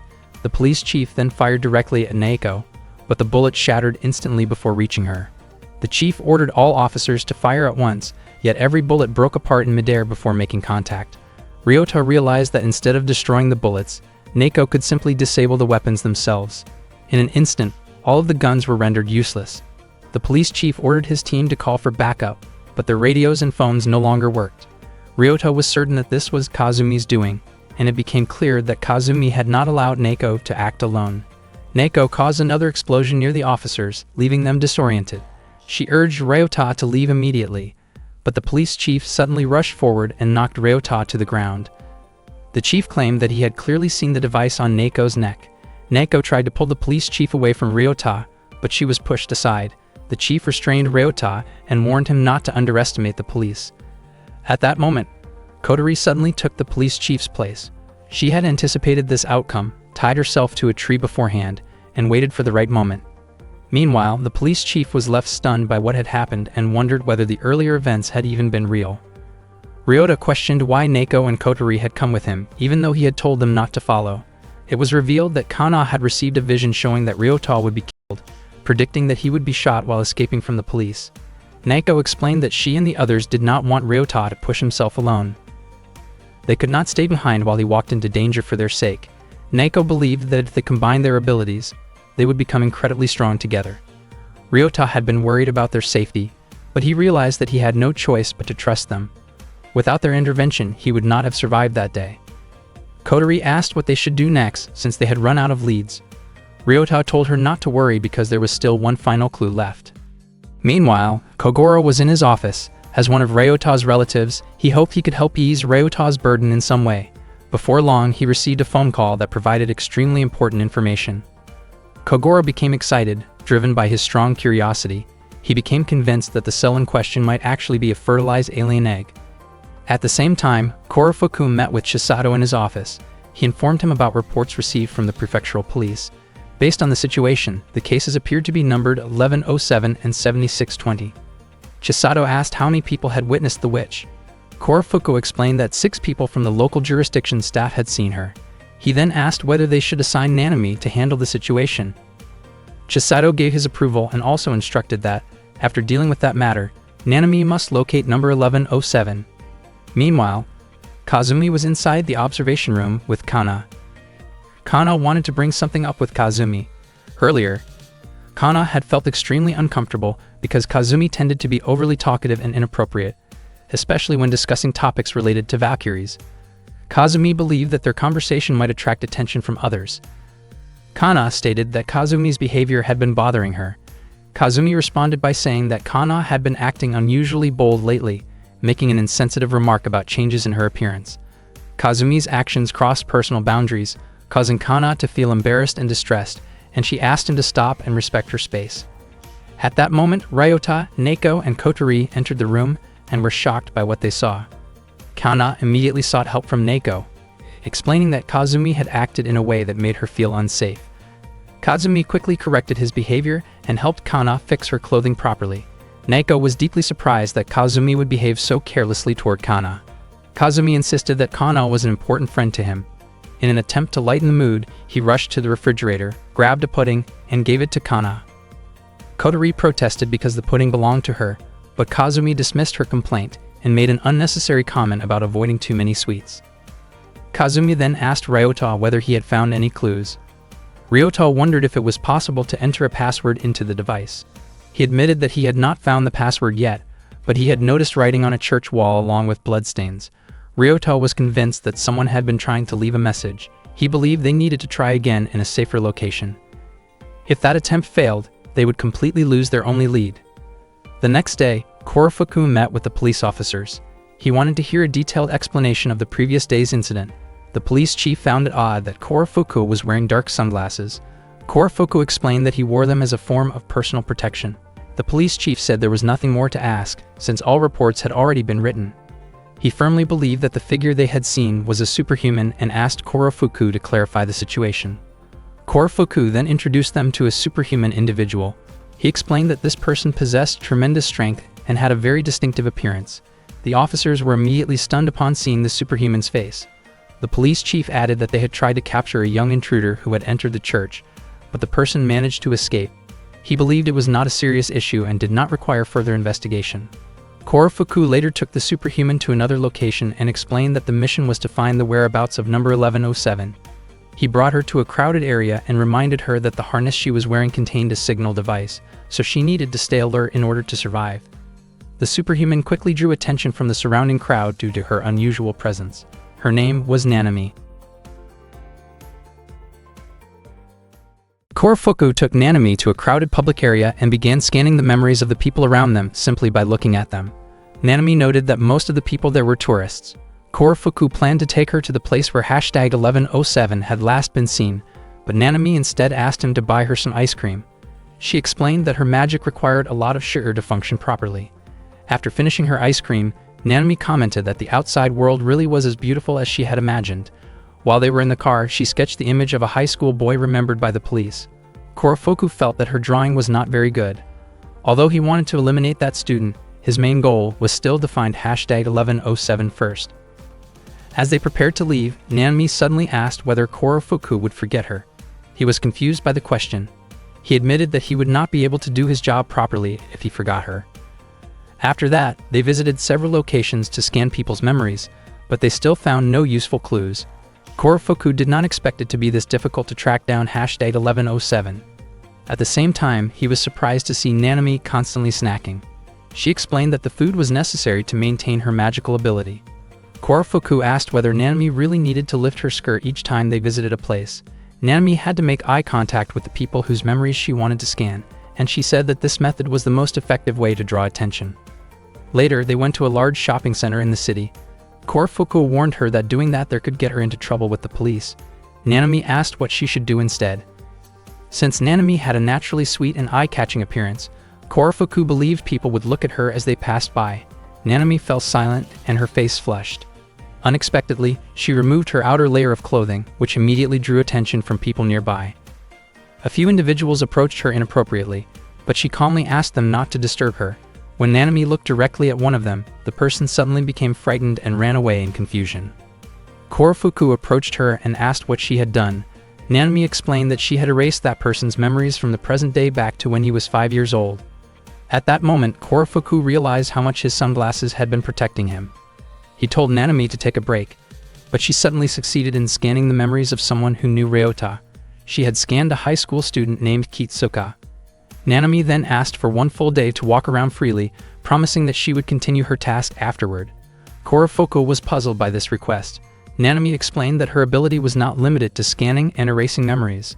When she erased someone's memories, she could also replace them with new ones. She asked whether that made Korofuku uneasy. He admitted that he felt safe as long as he wore his sunglasses. Not long after, an unknown man suddenly attacked Korofuku, mistaking him for someone else who had caused trouble for his younger sister. Korofuku fought back. Nanami commented that Korofuku had already put himself at a disadvantage by bringing her into such a crowded place. In the chaos, several people surrounded Korofuku. A strike knocked off his sunglasses, allowing Nanami to scan his memories and restore them to their original state before he could forget her. Nanami quickly took the gun from him. Korofuku appeared as if nothing had happened. From the memories she had just seen, Nanami grew curious about what the researchers had been doing to him. She had already suspected that Korofuku would soon forget her again. Later that afternoon, Hitsuka told Ryota that a friend wanted to meet him. Hitsuka brought Ryota to see Nanami. Afterward, Nanami asked Hitsuka to leave immediately. On the way back, Hitsuka felt confused about why she had introduced Ryota to a girl she did not even remember meeting before. Meanwhile, Nanami scanned Ryota's memories and discovered information about #1107. She also learned that Kodori, Kazumi, Neko, and Kana were in the observatory room. Ryota noticed the harness around Nanami's neck and recognized her as a witch. Nanami raised her gun, explaining that her magic worked instantly. Ryota immediately looked away and stated that he understood her power allowed her to read and alter memories. Nanami wondered how Ryota knew this. Ryota reasoned that Hitsuka could not possibly have a witch as a friend, since Hitsuka had treated Nanami as someone she already knew. Nanami's ability clearly involved not only reading minds but also altering them. Nanami questioned who Ryota really was. Ryota concluded that her reaction meant her power only worked when she made eye contact with someone. Nanami was shocked by how perceptive Ryota was. At first, she had intended to erase his memory. Ryota believed that, unlike the other witches who had chased him with the intent to harm him, Nanami seemed different and capable of becoming his ally.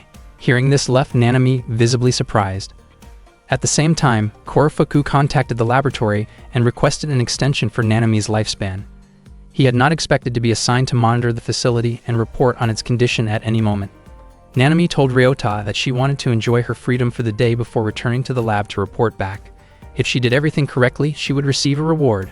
Ryota did not know what kind of reward she was promised, but he asked whether a single day of freedom was really enough for her. He explained that he and the others had already found clues that might help her obtain more pills. If they could do something about the saucer, Nanami might be able to live freely. Ryota asked her to trust him, yet Nanami said it was hard to believe him when he kept avoiding her gaze. Nanami then asked to see Ryota's memories again. She said that if he was truly being honest, she would believe him. Ryota asked whether she planned to erase or alter anything. Nanami found it strange that Ryota asked for her trust while he himself seemed unable to trust her. Ryota admitted that he did trust her and looked directly at her. Nanami used her magic, causing Ryota to collapse. She erased his memories all the way back to his birth, leaving him crying like a baby. After throwing away his gun, Nanami quickly left the area. However, Ryota had only pretended to cry to deceive her, and his memories remained intact. He immediately rushed to the observatory room. At the same time, Kazumi and the others were relaxing together in a hot bath. They were chatting and joking around when Ryota suddenly burst in and warned them that they were all in danger. Everyone screamed in surprise and quickly covered themselves, confused about why he had entered so suddenly. Ryota explained that another witch was watching them and had already discovered their location. He showed them a sketch of Nanami that he had drawn from memory. Kazumi was impressed by how detailed Ryota's memory was. Ryota suspected that Nanami might have failed to erase his memories because of how strong his recall was. In an instant, Kazumi pulled up a photo from a park camera taken the night before, showing Nanami. However, she could not determine Nanami's exact location at that moment. If they did not leave before morning, they might run out of time. Ryota suggested that they all decide together that night whether they would confront Nanami or escape from the observatory and move somewhere else. The next day, Nanami went to the hotel reception desk to check out. She used her magic to make the receptionist remember that she had already paid for her room. Nanami then made up her mind not to use her magic for the rest of the day because she wanted to experience life as an ordinary girl. Feeling extremely hungry, Nanami approached Korofuku to borrow some money so she could buy snacks. Korofuku doubted that she would ever be able to repay him and made an inappropriate suggestion. Nanami only needed 50 yen to buy candy, but Korofuku remarked that the amount was too small and made a crude offer instead. Nanami remembered that Korofuku had once seen her entire body in the experiment room, and she realized she had erased that memory from him. Embarrassed and uncomfortable, Nanami complied in a way that made her face turn red, and she quickly left after receiving 1,000 yen. Korofuku could not fully understand who Nanami really was. Nanami stared at the money in her hand, amazed at how much it was. With that amount, she could buy a large number of candies. Suddenly, she noticed a boy being scolded by his friend for accidentally dropping a trading card. Nanami asked about the price of the card and learned that it cost 1,000 yen. Without hesitation, she handed over all the money she had just received to replace it. She gently asked the boys to stay friends and stop arguing. Both boys thanked her sincerely. Nanami realized that she had helped prepare their friendship in an unexpected way. She returned to Korofuku again to ask for more money. Meanwhile, Ryota, Neko, and Kotori were in the city center. Kazumi informed them that Nanami was still near the fortress area, and Ryota asked Kazumi to keep tracking her movements. Kotori worried that she might accidentally make eye contact with Nanami and suggested wearing sunglasses as a precaution. At that moment, Nanami was walking down the street. She had just received another 1,000 yen from Korofuku after an uncomfortable exchange. Feeling very hungry, she searched for a shop that sold the cheesecake she had been craving. She then saw a group of high school girls chatting excitedly about the crepes they were about to buy. Nanami wished she could talk and laugh with friends like them. She felt a deep sense of envy toward people who had companions to share moments with. Kazumi then informed Ryota that Nanami was on Nakamachi Street. Ryota and the others immediately hurried toward that location.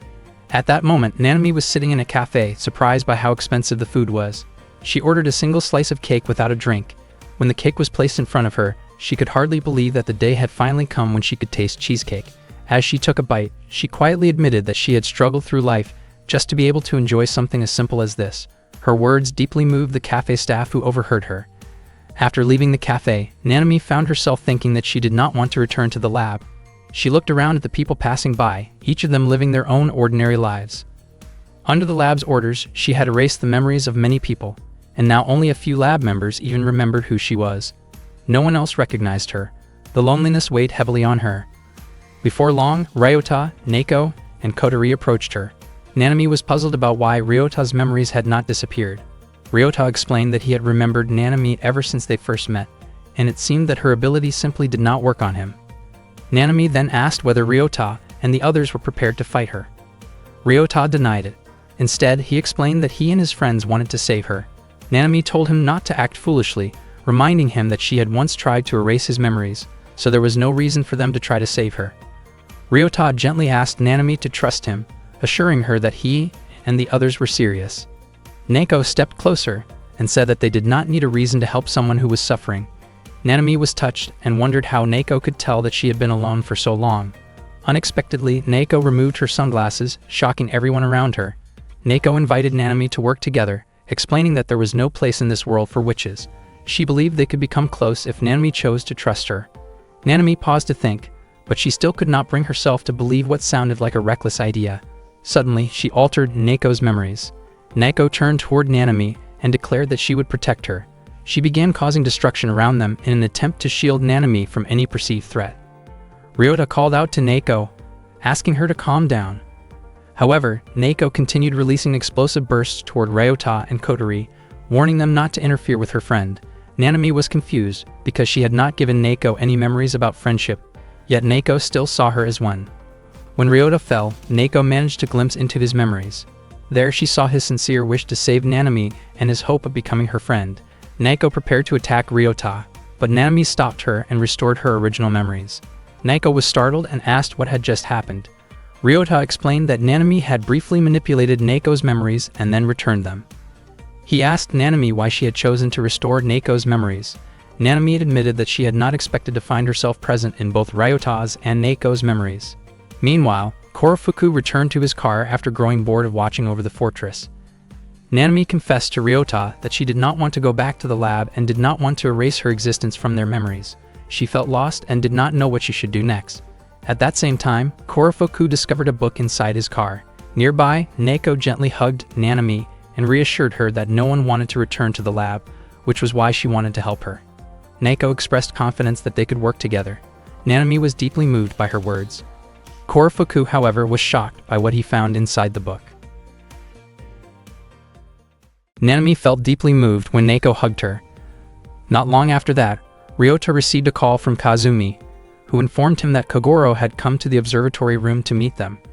Ryota said the timing was perfect, because there was a chance Kogoro might be able to remove Nanami's harness. He asked Kazumi to let Kogoro know that he would be arriving with Nanami. When they reached the observatory, Nanami looked around the room. Ryota explained that once the harness was removed, she would be able to stay there with them. He then asked Kogoro to take off the device. However, Kogoro admitted that he had actually come because he wanted to witness their magic. Ryota promised that he would show it to him later, and Kogoro agreed. Ryota went on to explain that the harness allowed the lab to press an eject button remotely. If that button was activated, the witch's body would dissolve and she would die. Kogoro found it difficult to believe, but he agreed to proceed based on Ryota's explanation. He noticed that the harness was secured by claw-like clamps attached to a ring, and that removing it by force would trigger a sensor alarm. Kogoro said he needed to examine the internal structure of the harness using X-ray equipment and asked how much time they had left. Nanami explained that the lab staff could activate the eject function at any moment if they realized she had escaped. Ryota asked Kana whether she had seen any visions. Kana admitted that she had not, and that she could not see every possible death. Since time was limited, Kogoro suggested using liquid nitrogen to disable the sensor and then attempting every possible method to dismantle the device. Ryota pointed out how risky that plan was. Surprisingly, Nanami said she did not mind whether the attempt succeeded or failed. She believed that people did not truly disappear from the world when they died. According to her, true death happened only when someone was forgotten. Because she had the ability to erase the memories of other witches, she had never been allowed to meet any of them. As a result, she had never had a single friend. She said that if Ryota and the others would not forget her, she would be ready to accept death there. If that happened, she would still feel happy. Naoko immediately told Nanami not to say such things. She said she would be heartbroken if Nanami died. Naoko believed that none of them would forget her, but remembering her after her death would be too painful, and she did not want that to happen. Kazumi added that calling someone a friend simply because they remembered you was not enough. True friendship happened when two people understood each other. She felt sorry to hear that Nanami had always wanted friends. Kazumi took off her sunglasses and said she was willing to be Nanami's friend. Kotori also agreed and said she would be honored if Nanami considered her a friend. Kazumi lightly teased Kotori for rarely having many friends. Kana said she would also be Nanami's friend as long as Nanami did not read or alter their memories. From the very beginning, Ryota had felt that they could all become friends with Nanami. Nanami was overwhelmed with emotion. She had once thought that if she could have friends, she would not mind dying, but now she realized that was not true. She did not want to die at all. Just as Kogoro was about to call his university to prepare the X-ray equipment, Kana suddenly screamed. Nanami's harness detached from her body on its own. Korofuku had ordered the eject function to be activated, confused by Nanami's decision to run away. In an instant, Nanami's body dissolved before everyone's eyes, and they were powerless to stop it. Earlier, Korofuku had asked Nanami to locate subject #1107 and promised her a reward. The reward Nanami wanted was simple. She wished to have friends who would not forget her. Friends whose memories she would not need to alter, and friends who would continue to remember her even after she was gone. At that moment, Nanami felt that she had already received her reward. She felt grateful to Ryota and the others for accepting her as a friend. That day became the happiest day of her life. Ryota covered what remained with his clothes. He felt an overwhelming sense of guilt for failing to save her.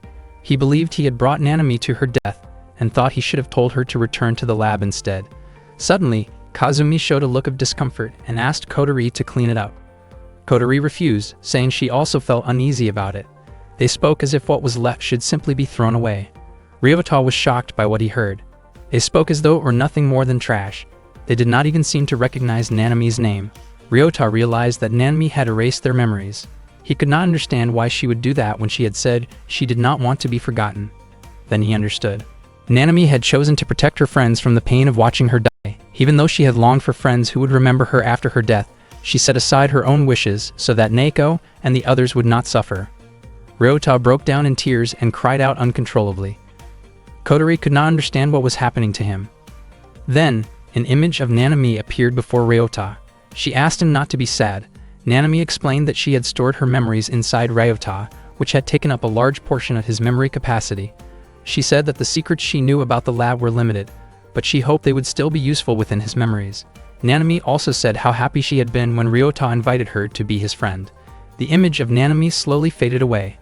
Ryota felt relieved, believing that Nanami still lived on in his heart. Naoko did not understand what had happened, but she felt as if she had forgotten something very important again. Tears kept flowing down her face, even though she did not know why. The next morning, Ryota woke up feeling as if everything that had happened with Nanami had only been a dream. At school, Kazumi invited Naoko to go shopping with her after classes, and they planned to bring Kotori along as well. Ryota realized that what Nanami had truly wanted was for her friends to forget about her so they would not feel sad. Not long after, Risa announced that exams would be held the following week. After school, Ryota and the others studied together. Kazumi eventually gave up, saying there was no reason to prepare for exams since their pills would run out in 3 weeks, and they would die anyway. Ryota refused to accept that outcome. He insisted that what they needed to do was obtain as many pills as possible. He encouraged them and asked whether they still wanted to experience high school life. He said that going to school and wearing uniforms might feel like cosplay, but studying was what truly defined the life of a high school student. Kazumi said they needed motivation to study. Kotori suggested that anyone who worked hard on the exams would be rewarded with a trip to the beach. That idea immediately caught Kazumi's attention. Kotori believed that anyone would feel motivated by a reward, especially since it was summer, and going to the beach would be perfect for them. Ryota agreed and promised to take them to the beach if they scored above average. Kazumi and Kotori were thrilled to hear this. Ryota told Kana not to worry about it since she did not attend school. Kana said she did not mind missing the beach trip, but Ryota promised he would rent a wheelchair for her when they went. Kazumi then started talking excitedly about youthful energy and asked Ryota to help her calm down. Ryota told Kazumi to take a cold shower. Kotori reminded Kazumi not to keep bringing up overly personal topics. Kazumi replied that she considered herself more mature than the others and asked if anyone among them had ever kissed someone. Neko and Kotori were startled by the question, while Kana did not even understand what Kazumi meant. Kazumi claimed that she had once kissed someone, and that person was Ryota. Ryota was shocked, and without realizing it, Neko accidentally caused a tree in front of her to explode. Ryota did not understand why Neko reacted that way. He insisted that he had never kissed anyone. Kazumi wondered if Ryota had simply forgotten what happened in Akihabara. Hearing this, Neko accidentally caused another tree to burst apart. Ryota accused Kazumi of lying, but Kazumi insisted she was telling the truth, and said that the moment happened at a maid cafe. Ryota finally realized that Kazumi was referring to an indirect kiss when he had tasted her omuris. Neko became upset and chose to walk away. Ryota could not understand why Kazumi had brought that up. Kazumi maintained that she had not been lying and admitted she had been very happy at the time, though it seemed Ryota had not felt the same way. That afternoon, Ryota walked home, wondering where Neko had gone and why she had been so upset. Suddenly, he heard Neko singing to herself, saying that she was not sad at all and did not care about the indirect kiss. Ryota watched her quietly, confused about why it mattered so much to her, but he decided to head home before she noticed him. Unfortunately, he accidentally kicked a can, startling her. Ryota apologized and said he had not meant to spy on her, claiming he had not heard anything. He even spoke in the same rhythm as her singing, which made Neko shout in embarrassment. Ryota explained that what Kazumi had called an indirect kiss was simply when he tasted Kazumi's omuris. Neko asked him not to talk about it anymore because she said she did not care. Neko's throat had grown dry from singing for so long, so Ryota handed her his bottle of water. She drank from it without thinking, then suddenly realized she had just shared an indirect kiss with him. Her face turned red, and she began singing again, insisting that it had nothing to do with anything. Ryota suggested that since she liked singing, she should try going to karaoke. Neko did not know what karaoke was. Ryota was surprised because she had once gone to karaoke with her classmates. He realized that Neko's memory of that time must have disappeared. Ryota remembered what Kazumi had once said, that if Neko was unlucky, she might forget things she did not want to forget. He felt a wave of sadness and fear that one day Neko might forget him too. Without thinking, Ryota hugged Neko. Her face turned red, and she did not understand why he suddenly did that.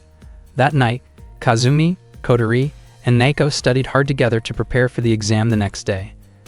The next day was the modern Japanese exam, and the students worked through the test with serious focus. A few days later, the results were announced.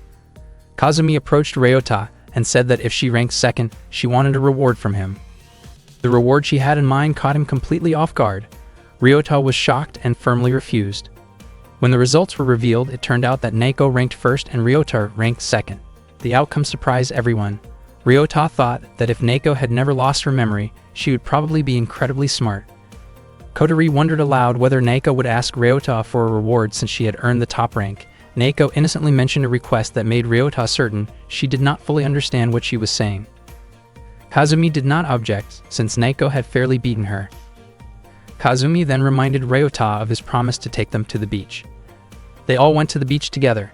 Neko was completely captivated by the beautiful scenery. Ryota commented that Kotori probably should not have come along because her exam score had been very low, but she had begged to join them because she did not want to be left alone and bored. While they were there, Ryota caught himself noticing Kotori and Neko in a way that made him feel awkward, and he quickly tried to look away. He asked Neko why she was crying when she saw the ocean, even though this was already her second visit to the beach. Kazumi asked Ryota what he thought about her swimsuit. He made a careless remark in his head, and Kazumi, sensing what he was thinking, reacted by kicking him. Ryota admitted that she had guessed correctly, which only made her more annoyed. Later, while Naoko and Ryota were in the water, a large wave hit them and caused part of Naoko's swimsuit to come loose. Ryota panicked and helped her fix it as quickly as possible. After that, they relaxed on the beach together. Ryota suddenly remembered that he had meant to check a small detail on Naoko earlier, but had completely forgotten. Naoko, meanwhile, wondered why she felt a strange sense of warmth inside. As they spent time together, they realized they were experiencing a kind of happiness they had never felt before. Naoko thanked Ryota and said she wanted to return to the beach with everyone again someday. Ryota promised that he would take them there again in the future. Meanwhile, Chisato was in a meeting with the higher-ups. He proposed deploying Valkyria. Valkyria was an S-rank witch, and there were concerns that Chisato might not be able to control her if she went out of control. Chisato argued that they were running out of time, and that Valkyria's magic could restore #1107 without failure. Although the plan carried serious risks, Chisato explained that he had prepared a monitoring team of 7 A-rank witches with strong defensive abilities.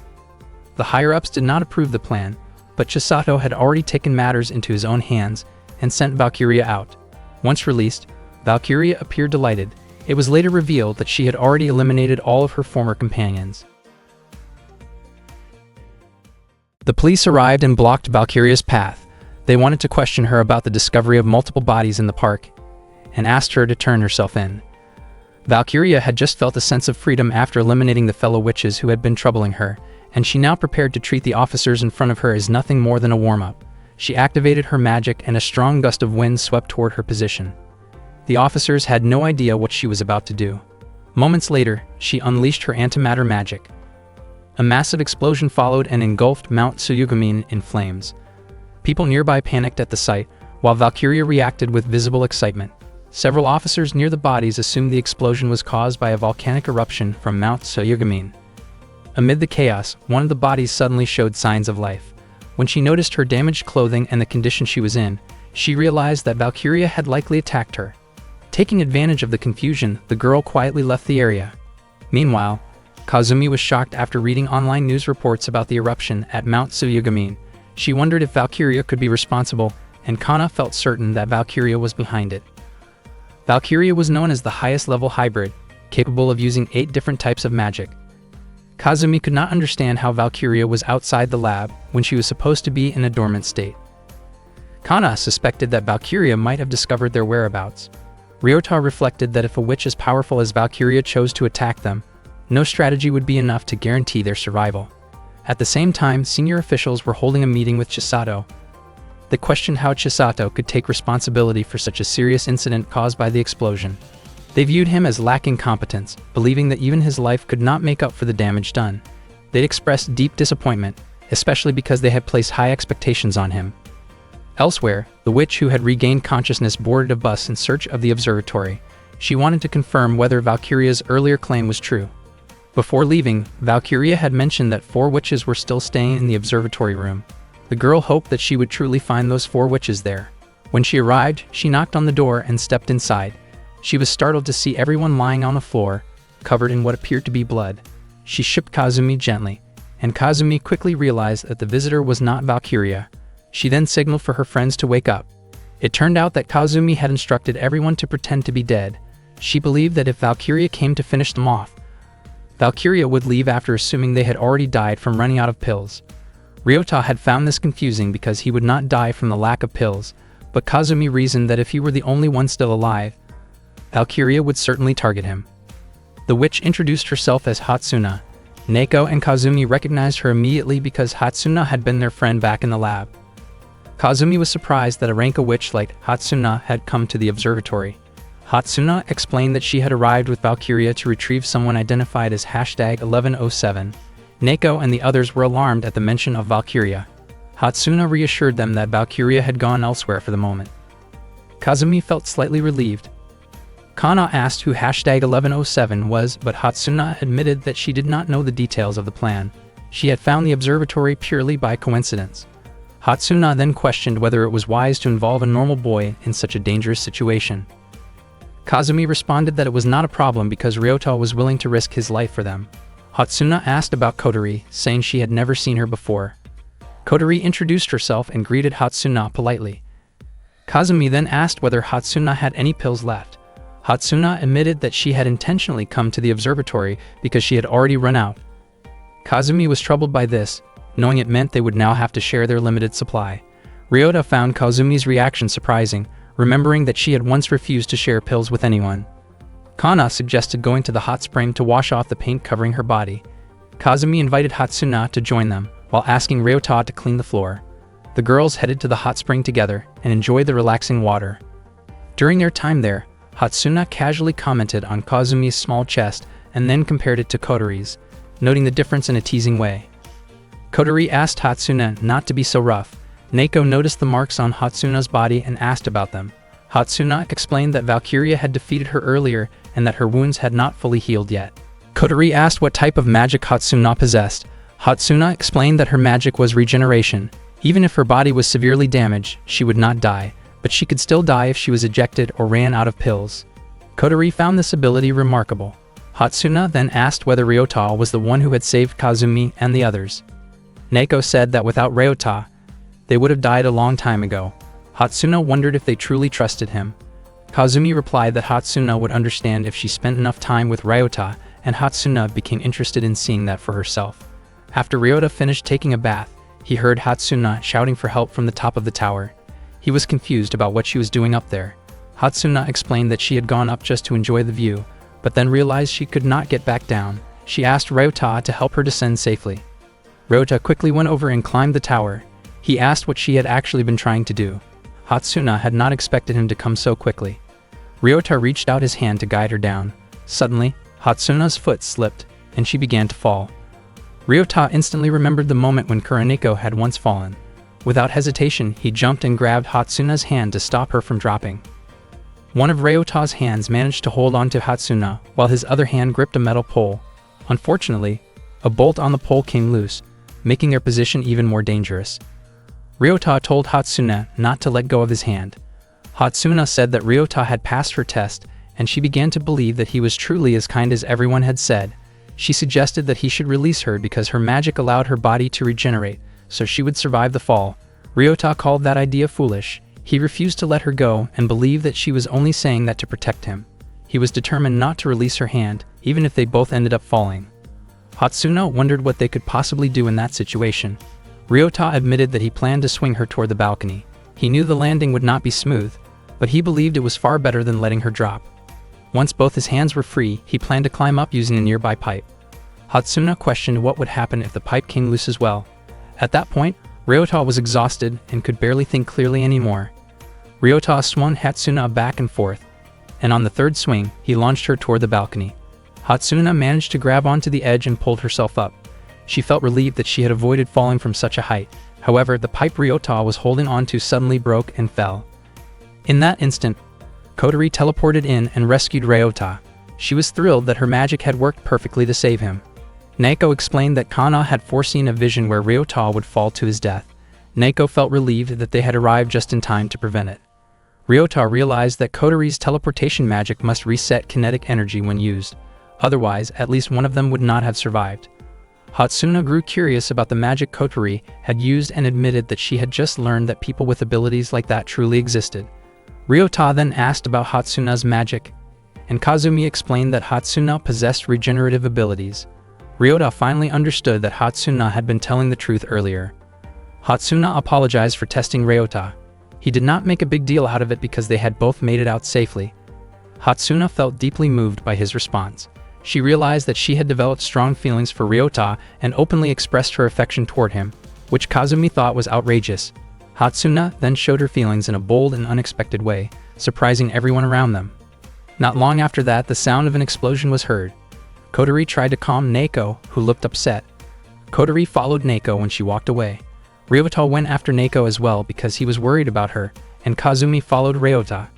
At that moment, Hatsuna began to understand the complicated relationships between them. The next day, Ryota went to see Kogoro. Kogoro expressed his sympathy over what had happened to Nanami. Ryota was surprised that Kogoro still remembered Nanami, even though he had not been within Nanami's field of vision before. Ryota explained that Neko and the others would eventually suffer the same fate as Nanami if they did not receive more pills. Kogoro explained that the reason the witches' bodies deteriorated was due to the formation of digestive protease enzymes inside their bodies. The pills worked by suppressing those proteases. Based on a thesis written by an old friend about protease, Kogoro believed that it could accelerate the production of the pills and complete them within a month. Unfortunately, that plan was no longer useful because their current supply would only last 1 week for 5 people. Kogoro then told Ryota that he would have to make a difficult choice. After that conversation, Ryota left. Kogoro reflected on the brilliance of the person who had written the thesis. It turned out that the author of the thesis was Chisato. Chisato had once stated that he had only one goal in life, which was to uncover the truth behind the mystery of life itself. To achieve that goal, he did not care what sacrifices had to be made, even if it meant risking the fate of the entire universe. Meanwhile, Valkyria was quietly enjoying the scenery when Chisato approached her. He questioned why she was doing something that attracted so much attention. Valkyria remarked that Chisato had been incredibly cruel for carrying out those terrible experiments, and in her view, he had taken away her humanity. Chisato treated it as nothing more than part of his duty. Valkyria wondered if he was not afraid of her at all and even admitted that she intended to seek revenge one day. Instead of responding calmly, Chisato struck her and demanded to know why she had used Aptonator without permission. Valkyria was shocked by his reaction. She began to cry and pleaded for him not to hate her. She confessed that she cared deeply for Chisato. Chisato remained convinced that Valkyria knew where #1107 was located.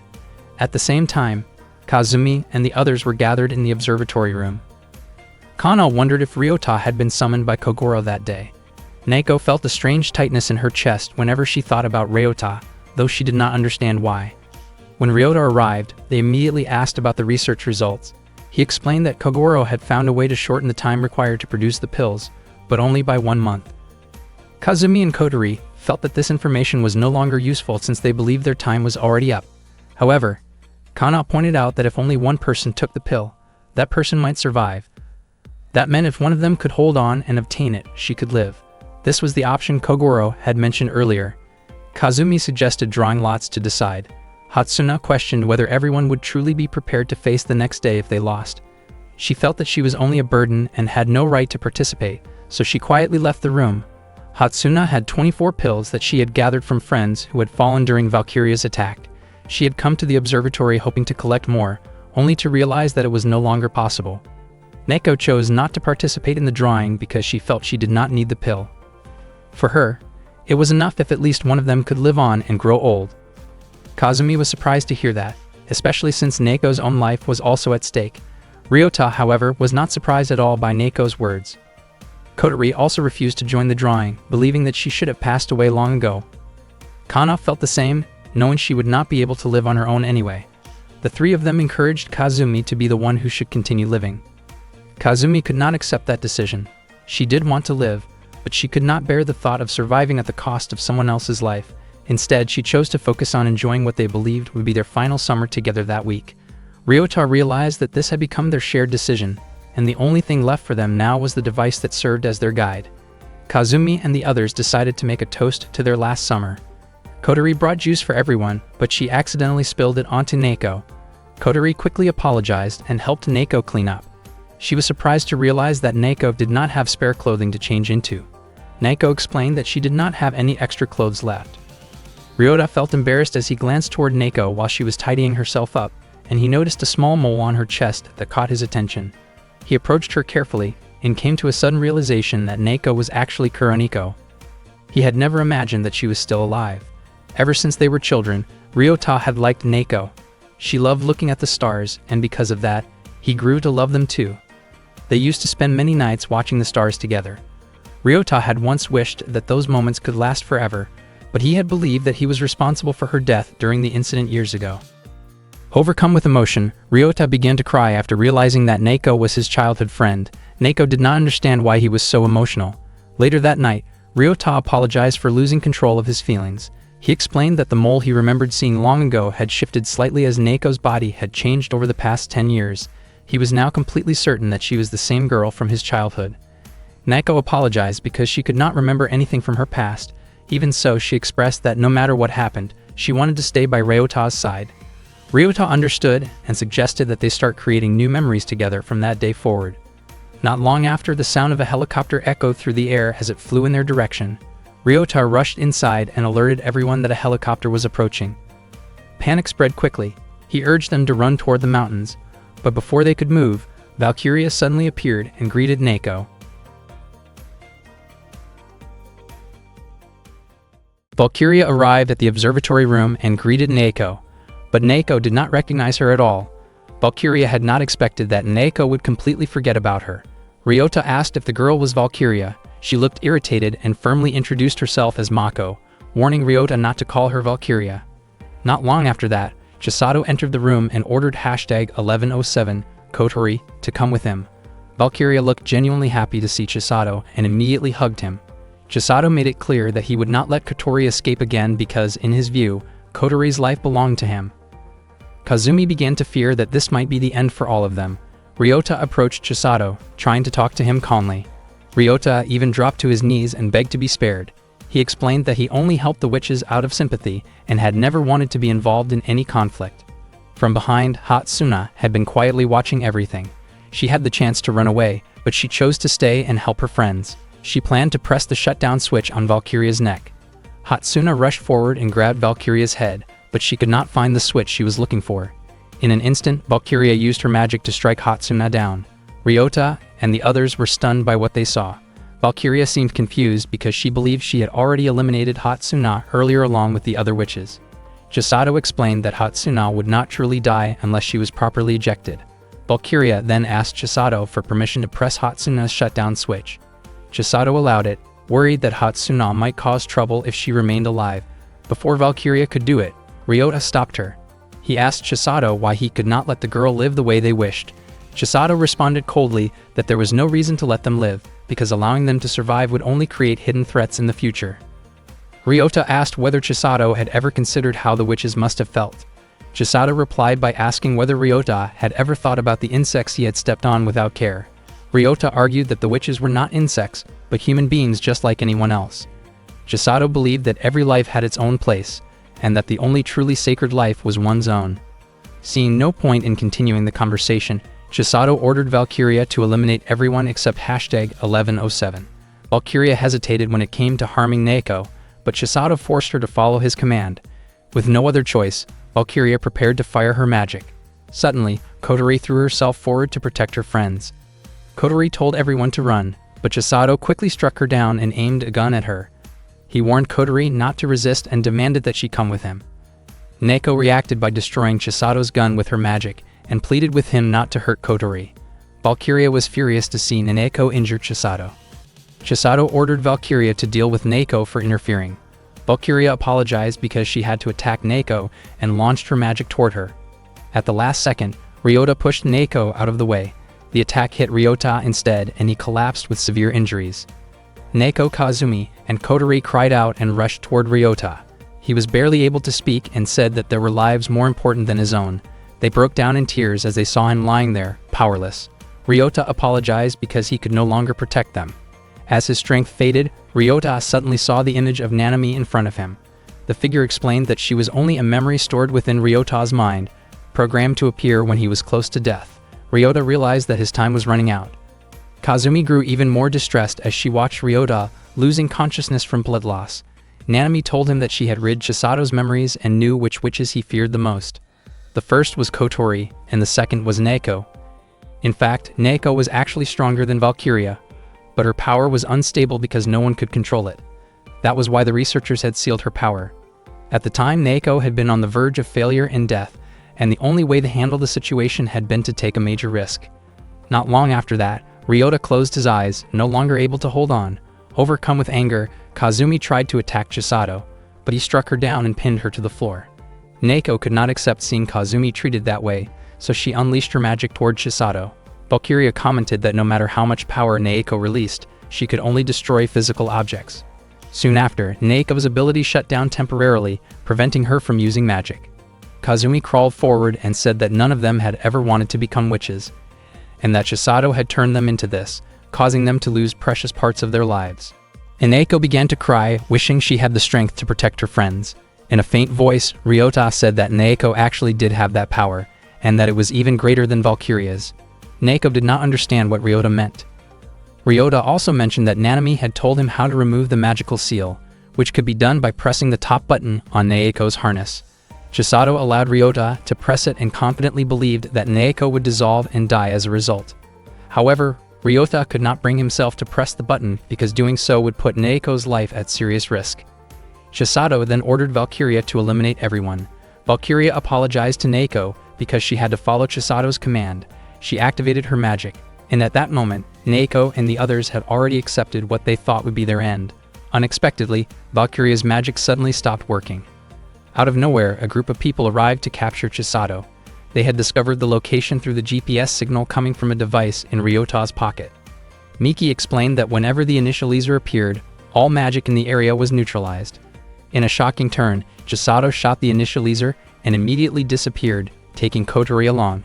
Miki criticized the initializer for failing to stop Chisato from escaping.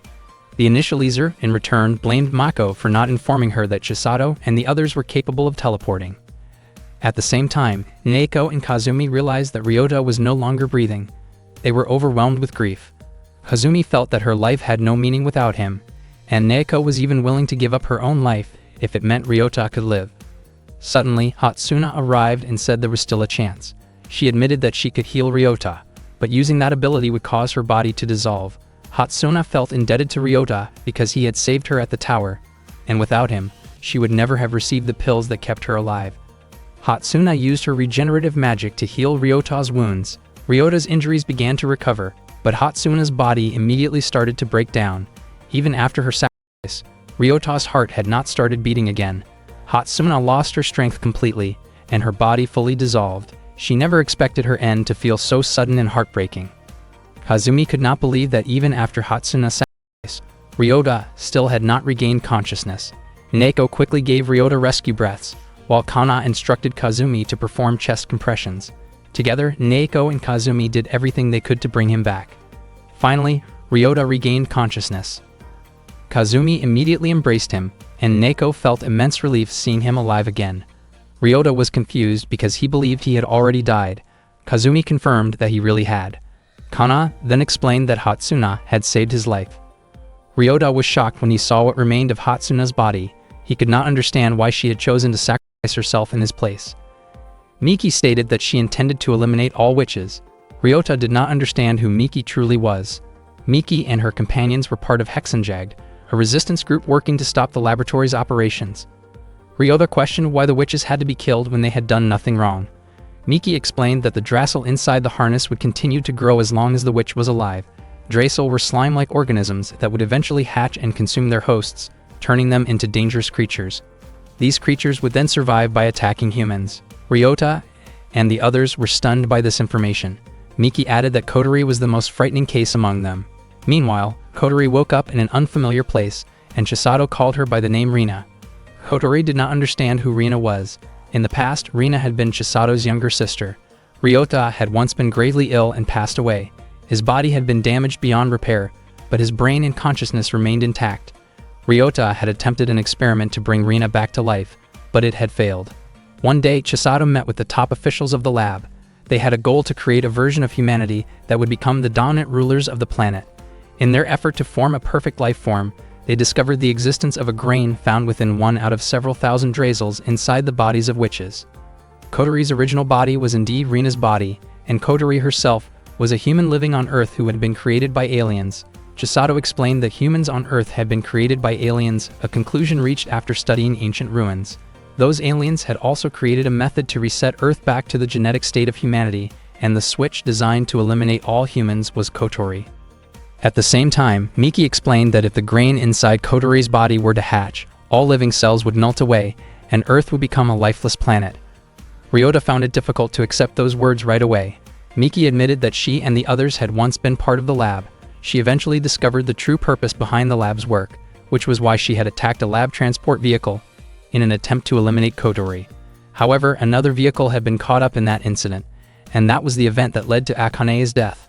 Kazumi realized that if all of this was true, then all of them would eventually die. Ryota refused to let things end that way, especially since the Drasil would not hatch so quickly. Miki could not confirm when the Drasil would hatch. It could be in 1 or 2 years, or it could even be the next day. Ryota pointed out that the witches had run out of pills, with the remaining supply only lasting for 1 week. In his view, the resistance was no different from Chisato. Ryota refused to give up hope and asked the witches not to lose faith. Initializer explained that the Drassel would not possibly hatch within a week. What mattered most at that moment was finding #1107. Unfortunately, Miki did not know Chisato's current location. Ryota reassured everyone that he would find where Chisato was. He then asked Kazumi to hack into the system and locate him. Kazumi, confident in her abilities, began breaking into the lab's system to trace Chisato's location. Ryota proposed a deal. In exchange for finding Chisato's location, he and his friends wanted to accompany Miki. Miki's group had previously tried to hack Chisato's data, but it had been protected by a magical barrier. Kazumi was certain that she could bypass that protection. With no other option, Miki agreed to the arrangement. Kazumi began her work. It turned out that Chisato's data had been erased by a witch on the lab's side. Kazumi fought against the magical interference using her own abilities to restore the data. During that time, Miki stated that she did not mind if Ryota and the others joined her, but she still intended to eliminate #1107. Not long after, Kazumi finished and revealed that Chisato's location was at the lake where they had once fought Kikako. Chisato owned a house there under his mother's name. Ryota praised Kazumi's incredible skills, and they immediately headed there by helicopter. Ryota asked Kana to wait in the observation room and promised that he would bring Kotori back. He felt deeply grateful to Hatsuna and promised that he would not waste the life Hatsuna had given him. Meanwhile, Chisato told Kotori that he had placed Rina's brain into the grain located in Kotori's spine. It was supposed to bring Rina back to life, but it had not worked as expected. Because of that, he planned to move the grain into a new vessel. This would mean Kotori's life would end. Chisato stated that no life other than his own had any meaning to him, but Rina's life was different. He was determined to revive Rina, no matter how many lives had to be sacrificed. He even admitted that Valkyria's life meant nothing to him. Kotori found this shocking, especially because Valkyria cared deeply for him. Chisato explained that he had once saved Valkyria's life, but Valkyria had misunderstood his intentions. He had only saved her because he needed her for his plan. He did not have any feelings for Valkyria at all. Valkyria overheard everything Chisato said. She already understood the truth, and she could only cry while still caring for him. Suddenly, Kotori cried out in pain. Chisato did not expect the Drassel to begin hatching so soon. A beam of light emerged from Kotori's body and shot upward, spreading into the atmosphere. The light was called Ain Sof Or, the light that governed life itself. Initializer explained that if the light covered the entire Earth, all life would disappear. Miki realized that they might be too late, but Initializer said that this was still better than billions of people losing their lives without knowing the cause. Ryota grew extremely worried about Kotori as the light continued to expand, gradually covering the atmosphere. The helicopter carrying Ryota and the others landed near the lake. At that moment, the light of Ain Sof Or had already spread across the atmosphere. Miki believed everything was already too late, but Ryota urged his friends to move toward Kotori's location instead. He reminded Kazumi and Neiko to be careful. Unexpectedly, Kazumi and Neiko deliberately knocked Ryota unconscious because they did not want to put his life in danger. The two of them planned to rescue Kotori on their own. They suspected that she was being held in an underground room. Meanwhile, Chisato explained to Kotori that Ain Sof Or was a mechanism created by extraterrestrial beings to reset life in that world. The council's goal was to revive those beings and create a new race to rule the planet, and the witches had been created for that purpose. Chisato admitted that he was not interested in the council's ambition, but the most important part of his own plan was to bring Rina back to life. Kotori believed that Chisato would continue experimenting on other witches, and she refused to allow that to happen. Kotori decided to eject herself. She believed that her death would be meaningless if it could not protect others. If her body dissolved completely, the light in the sky and Yggdrasil would disappear. Chisato dismissed her decision as pointless, saying that only a fool would sacrifice themselves for others. Kotori calmly replied that all she wanted was for the people she loved to be able to smile. She did not mind being called foolish. With a gentle smile, she pressed the eject button. At the same time, Ryota regained consciousness and was shocked to see that the light had already vanished. Initializer suspected that something had happened to #1107 because Ain Sof Or had disappeared. Miki had no intention of wasting this opportunity. At that moment, Kana received a vision about Kotori. Kazumi and Neiko entered the underground room in Chisato's house. As soon as they saw Chisato and Valkyria, they chased after them and demanded to know where Kotori was. Chisato stated that Kotori had already died. He claimed that she had interfered with his research and that her death had been in vain. Kazumi could not accept hearing Kotori spoken of in that way. Chisato then handed them over to Valkyria. Valkyria explained that not every life was equal because each person had a different role. She invited Naoko to come with her. Kazumi was confused about why Valkyria seemed so fixated on Naoko. Naoko refused the offer, but Valkyria insisted that she only wanted to save her. Valkyria then rendered Naoko unconscious. When Kazumi tried to help Naoko, Valkyria attacked her. It was then revealed that Naoko was Valkyria's younger sister. At that moment, Ryota entered the underground area but struggled to find his way. Suddenly, the shadow of Nanami appeared and showed him the correct path. Ryota ran toward a room, and when he opened the door, he was shocked to see Kotori's body beginning to dissolve. He urged Kotori to hold on and asked what had really happened. Kotori smiled and explained that she had ejected herself because it was the only way to save everyone. Ryota said that it meant nothing for others to survive if she had to die. Still smiling, Kotori said that was not true.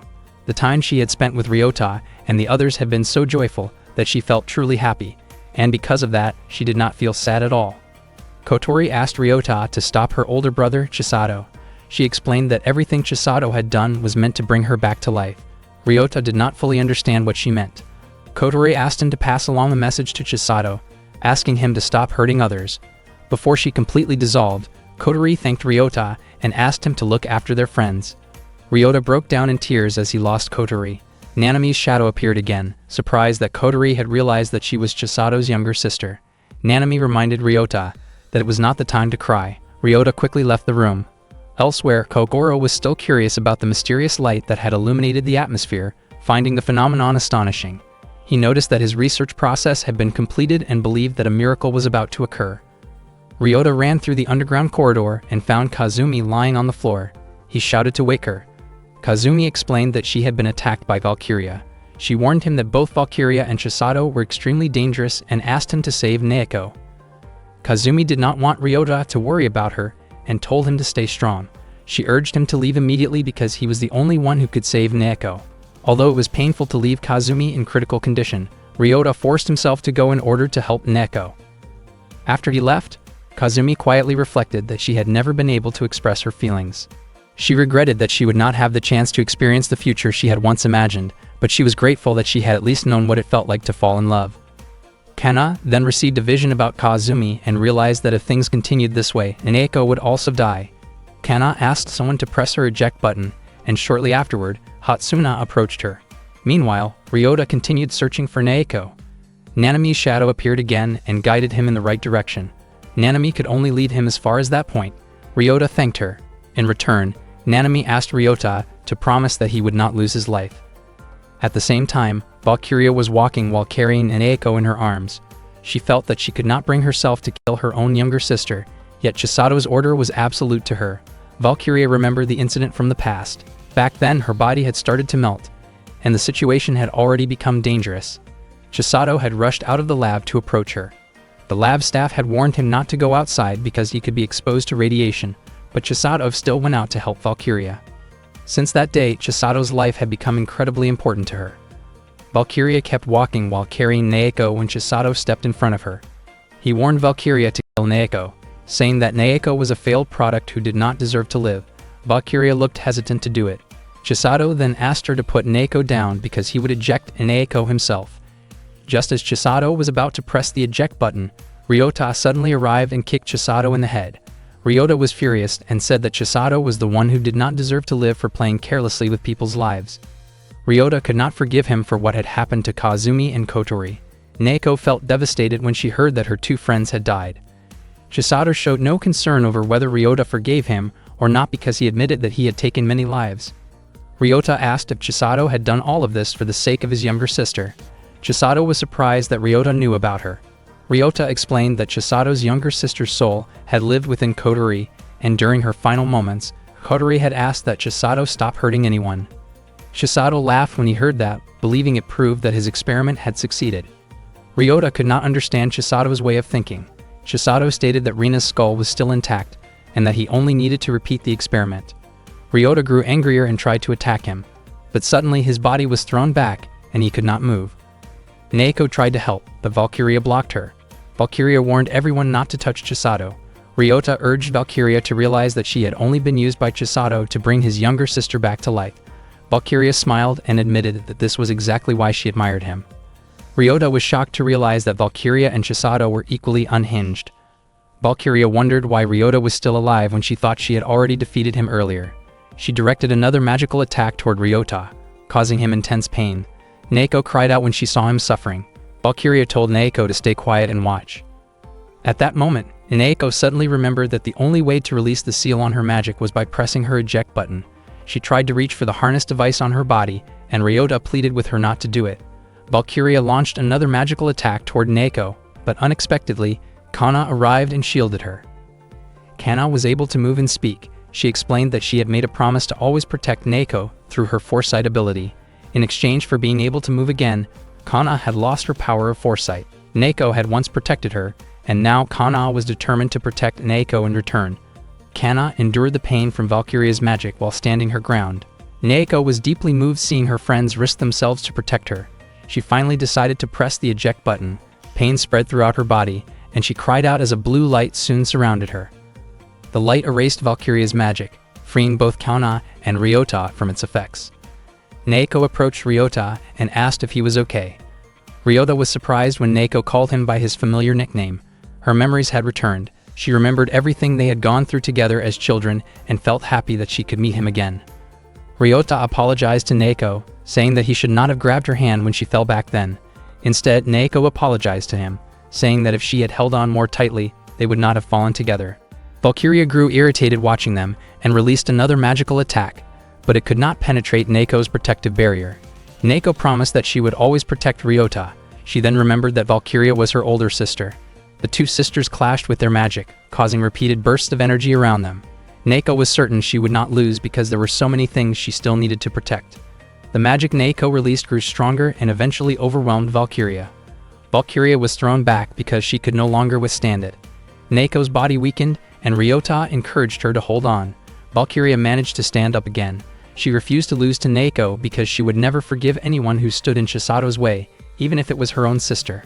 Valkyria prepared to launch another attack toward Naoko. Ryota quickly shielded her with his body, but Valkyria's magic suddenly stopped working. Initializer had arrived and was neutralizing her power. Miki's ally fired shots toward Valkyria, but unexpectedly, Chisato protected Valkyria with his own body. At that moment, Initializer was already struggling to keep neutralizing the magic any longer. Miki urgently told her friends to stop Valkyria as quickly as possible as Initializer's strength was fading. Valkyria used her magic once again to attack the shooter. Miki never expected that Chisato would sacrifice his life for someone else. His blood-covered body collapsed onto the ground, and Valkyria asked why he had chosen to give himself up for her.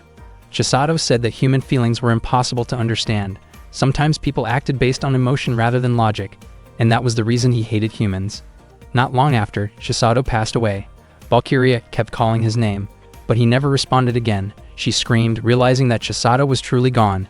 Valkyria then rose into the air and declared that she would destroy everything now that he no longer existed in this world. She activated her antimatter magic. Ryota could not believe that Valkyria was capable of creating antimatter. Once antimatter was formed, it would not disappear until a massive explosion occurred, meaning the surrounding area would be completely wiped out. Naoko stood up and said that she could neutralize the antimatter with a micro black hole. Ryota was deeply worried about her, but Naoko suddenly kissed him. She said that she loved Ryota from that moment on. She was truly grateful that he had never forgotten her. Naoko hurried to face Valkyria. Valkyria felt overwhelming sadness. All she had ever wanted was to see Chisato happy, and living beside him had been more than enough for her. Naoko arrived and asked Valkyria to put an end to everything. She prepared to activate her magic to confront Valkyria. When the antimatter was directed toward her, Naoko immediately used her power to create a micro black hole to absorb it. At that moment, nearby objects, including Chisato's body, were pulled into the black hole and vanished. Naoko's body went limp and she began to fall. Suddenly, an explosion occurred, sending her flying downward. Fortunately, Ryota quickly grabbed her arm and pulled her to safety. Ryota felt relieved that Naoko was still alive. Sadly, she had lost her memory and did not even remember him. That night, Kogoro called Ryota to share news about significant progress in the development of the pills. He asked Ryota to bring the witches to his laboratory. Ryota could only cry in sadness, leaving Naoko confused. The next day, Ryota went through his usual routine, but he was no longer with his friends. The observatory room felt empty without their presence. Kokoro showed great interest in the alien fetus research, saying that it closely resembled Homo sapiens. Meanwhile, Miki informed her members that Chisato's death would not slow down Takachio. That night, Ryota went stargazing with Neko. Not long after, Hatsuna arrived with Kana and Kazumi. Kazumi scolded Hatsuna for going ahead of her instead of taking turns pushing Kana. Hatsuna told Kazumi not to complain, reminding her that she had once died to save Kazumi. She also pointed out that Kana should have already been able to walk, but Kana explained that she was still in rehabilitation. The stars looked incredibly beautiful that night. Kazumi wished she could show the view to Kotori. A little later, Neko mentioned that she could see the summer triangle. That moment became a sign that her memories had finally returned. Hatsuna confessed her feelings to Ryota and openly admitted that she really wanted him to be her boyfriend. She then kissed him on the lips, which shocked Neko, Kotori, and Kazumi. Hatsuna casually mentioned that a kiss was nothing unusual. Suddenly, an explosion occurred, and Kazumi immediately scolded Neko. Kotori asked Neko not to do anything dangerous like that again, but Neko denied it and quickly walked away. Kotori chased after her, and seeing that, Ryota and the others followed as well. At that moment, Ryota and Kazumi could not find Neko nearby. Kazumi felt certain that Neko was not far from there and believed she would eventually come back. Kazumi could not believe that Hatsuna had taken Ryota's first kiss. From Kazumi's perspective, no matter how it was seen, her innocent expression while watching them made it look like she was strangely happy during that moment. She thought she should have been able to do the same thing herself. Kazumi suddenly asked Ryota if there was someone he liked. Ryota was confused about why she brought that up so suddenly. Kazumi admitted she just wanted to hear the answer directly from him. Ryota honestly said that there was someone he liked, Kuroneko, his childhood friend. Kazumi clarified that she was asking about Ryota's present feelings, not his feelings from the past. However, Ryota explained that his feelings had always remained the same, both then and now. He quickly walked away, and Kazumi ran after him. Unfortunately, she slipped. Ryota reached out to catch her, but when he managed to grab her hand, they both ended up tumbling down together. Kazumi later woke up sitting on a chair, confused about why her head hurt so much. Ryota approached her as she regained consciousness. Kazumi remembered slipping while chasing Ryota the previous day and felt relieved to see that he was fine. Unexpectedly, Hatsuna invited Ryota to go with her since Kazumi was already feeling better. When Ryota asked where she wanted to take him, Hatsuna cheerfully said she wanted to spend time alone with him and share a special moment together. This made Kazumi and Neko visibly irritated. Kazumi then suggested that they decide who Ryota would choose. She proposed that they determine who had the right to be Ryota's girlfriend. Ryota and the others were shocked, but Hatsuna seemed interested in the idea.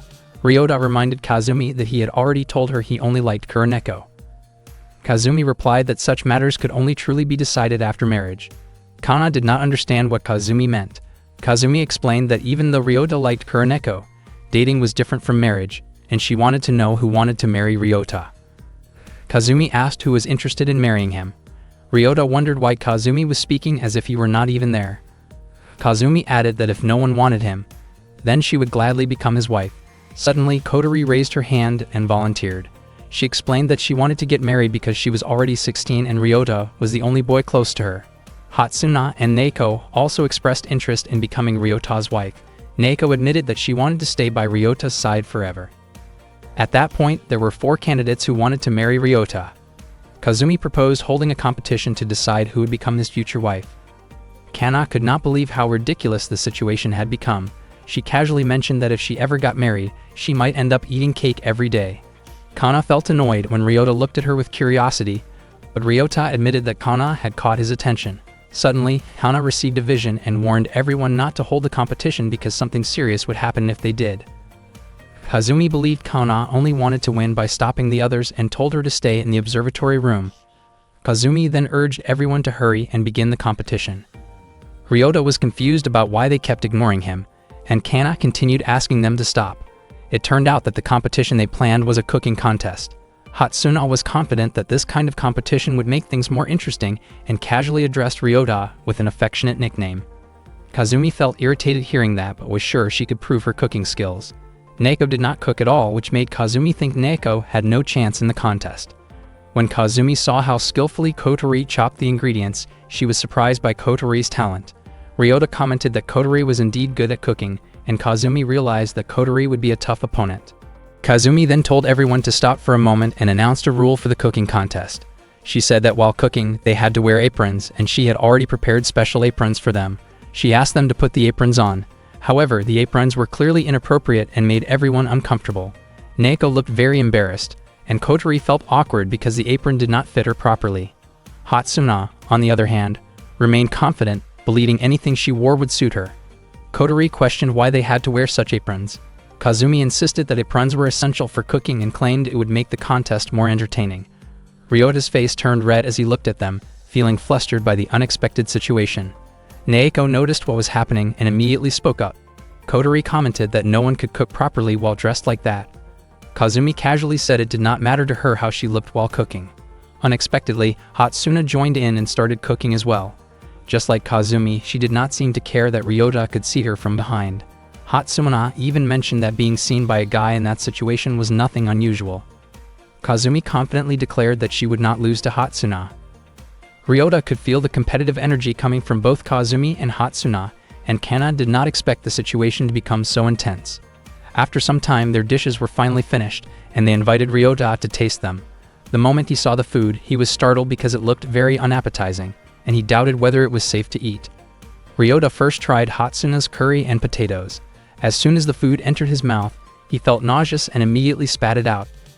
Kazumi laughed at Hatsuna's cooking and then asked Ryota to try the dish she had prepared for lunch. The moment he tasted it, he lost his balance and nearly passed out. Kazumi asked which dish tasted better, and with a pained expression, Ryota admitted that neither of them was suitable to eat. Kazumi then suggested moving on to the second challenge, which was to see who could stay the longest in hot water. Kotori wondered whether something like that was even necessary if they were supposedly competing to become Ryota's future wife. Kazumi insisted that it was important because physical endurance also mattered after marriage. In her view, anyone who wanted to be Ryota's wife had to pass this test. Ryota could not believe that Kazumi had come up with yet another troublesome idea. The hot water challenge began. They all tried to endure the heat while remaining in the pool, while Kana simply lay beside it and watched. Kana admitted that she was impressed by how well they could tolerate the heat. Kazumi stated that this challenge would determine the outcome. Hatsuna, however, believed that even with this kind of contest, Kazumi still would not be able to beat Kotori. She teasingly compared Kotori to a cow because of her large build. Kana quietly hoped the challenge would end soon. After a while, one by one, the participants began to faint. Kana shouted for help. Ryota immediately rushed over, but Kana scolded him and accused him of being inappropriate. Ryota was confused because Kana had been the one calling for help earlier. Since the two challenges still had not produced a winner, Kazumi announced that they would proceed to a final round. Whoever won the last contest would become Ryota's wife. Kazumi said the challenge would take place on a bed, which made Kotori nervous because it did not sound like a normal contest. Kazumi seemed confused by what Kotori was imagining, because the final challenge she meant was a massage contest. According to Kazumi, when a husband returned home tired from work, it would be a wife's duty to give him a massage. Kotori felt relieved, as she had misunderstood earlier. Naoko looked puzzled by Kotori's reaction, and Kotori shyly asked her to forget about it. Kazumi jokingly suggested that Kotori must have been imagining something improper. Suddenly, Hatsuna began massaging Ryota before the contest officially started. Kazumi protested, but Hatsuna said she preferred to get a head start rather than wait. Seeing Hatsuna sitting very close to Ryota made Kazumi worry that the situation might make him uncomfortable. At that moment, Ryota realized how close Hatsuna had been sitting behind him the entire time. Kotori became concerned that if this continued, Hatsuna would win the massage contest. Kazumi then asked Kotori to use her ability to switch places. After Hatsuna finished working on Ryota's back and asked him to lie down so she could continue, her position suddenly changed with Kotori's. Hatsuna found herself restrained, while Kotori ended up on top of Ryota. Unfortunately, the awkward position made it hard for Ryota to breathe and he lost consciousness. Kotori panicked and called out to Ryota, but he did not respond. Kazumi declared that Kotori had failed. Naoko quickly approached and began to massage Ryota. Ryota's face turned red as he looked at her. They locked eyes for a moment, which made Kazumi think that something serious might happen. Naoko started massaging Ryota's shoulders, but he said he could barely feel it and suggested that she use more strength. Without realizing it, Naoko accidentally used her magical power, causing Ryota to cry out in pain before fainting again. Naoko immediately apologized, explaining that she had not meant to use her magic. Kazumi laughed and remarked that Naoko had failed as well. Hearing that, Naoko became sad because it meant she would not be able to stay by Ryota's side. Suddenly, several explosions occurred inside the observatory room, and Kotori screamed in fear. Ryota regained consciousness and asked what Naoko had done. Naoko admitted that she could not control her magic because she felt overwhelmed after hearing that she could not be Ryota's wife. Kana realized that this was the vision she had seen earlier and grew worried that the explosions could endanger everyone. The blast began to damage the walls, and a telescope started falling toward Naoko. Ryota quickly pushed Naoko out of the way. At the same time, Kazumi rushed forward to help. The telescope crashed down, but Ryota managed to shield Naoko from harm. Naoko apologized for everything, but Ryota told her that what mattered most was that she was safe. Ryota was shocked to see that Kazumi had been struck by the falling telescope. He and Naoko ran toward her, hoping she was still alive. Kazumi expressed relief after seeing that both of them were unharmed. Ryota could not believe that Kazumi had protected him. Kazumi softly said that no matter how hard she tried, she could never overcome love. Kazumi then passed away, and Ryota and Naoko cried out in despair. Kazumi woke up in shock and found Ryota leaning close to her face. Startled, she cried out and quickly pulled herself away from him. Her cheeks turned bright red, and she could not believe how close he had been to her just moments ago. As she tried to steady herself, Kazumi realized that the strange event about the competition she had just experienced was only a dream. Ryota gently asked what kind of dream had startled her so much, but she could not bring herself to explain it. She had never talked to him about anything that personal before. Kazumi then mentioned that what had just happened felt like her first kiss. Ryota was confused that she could even think about that at a moment when her mouth was still bleeding from earlier. To Kazumi, however, a first kiss was something very precious, and she shyly said that she wished he would do it again. Ryota immediately refused, explaining that he had not meant for things to happen that way. Even so, Kazumi kept insisting in an awkward and emotional way. At that exact moment, Naoko walked in and saw the situation. Both Ryota and Kazumi froze in surprise at her sudden arrival. Naoko was clearly shocked by what she had witnessed. Overwhelmed by her emotions, Naoko lost control of her power, and a series of explosions began to shake the area around them. Kotori quickly rushed in and tried to calm her down, urging her to regain control and stop the blasts. Kana and Hatsuna also approached, and Hatsuna commented that the group always seemed to end up in troublesome situations.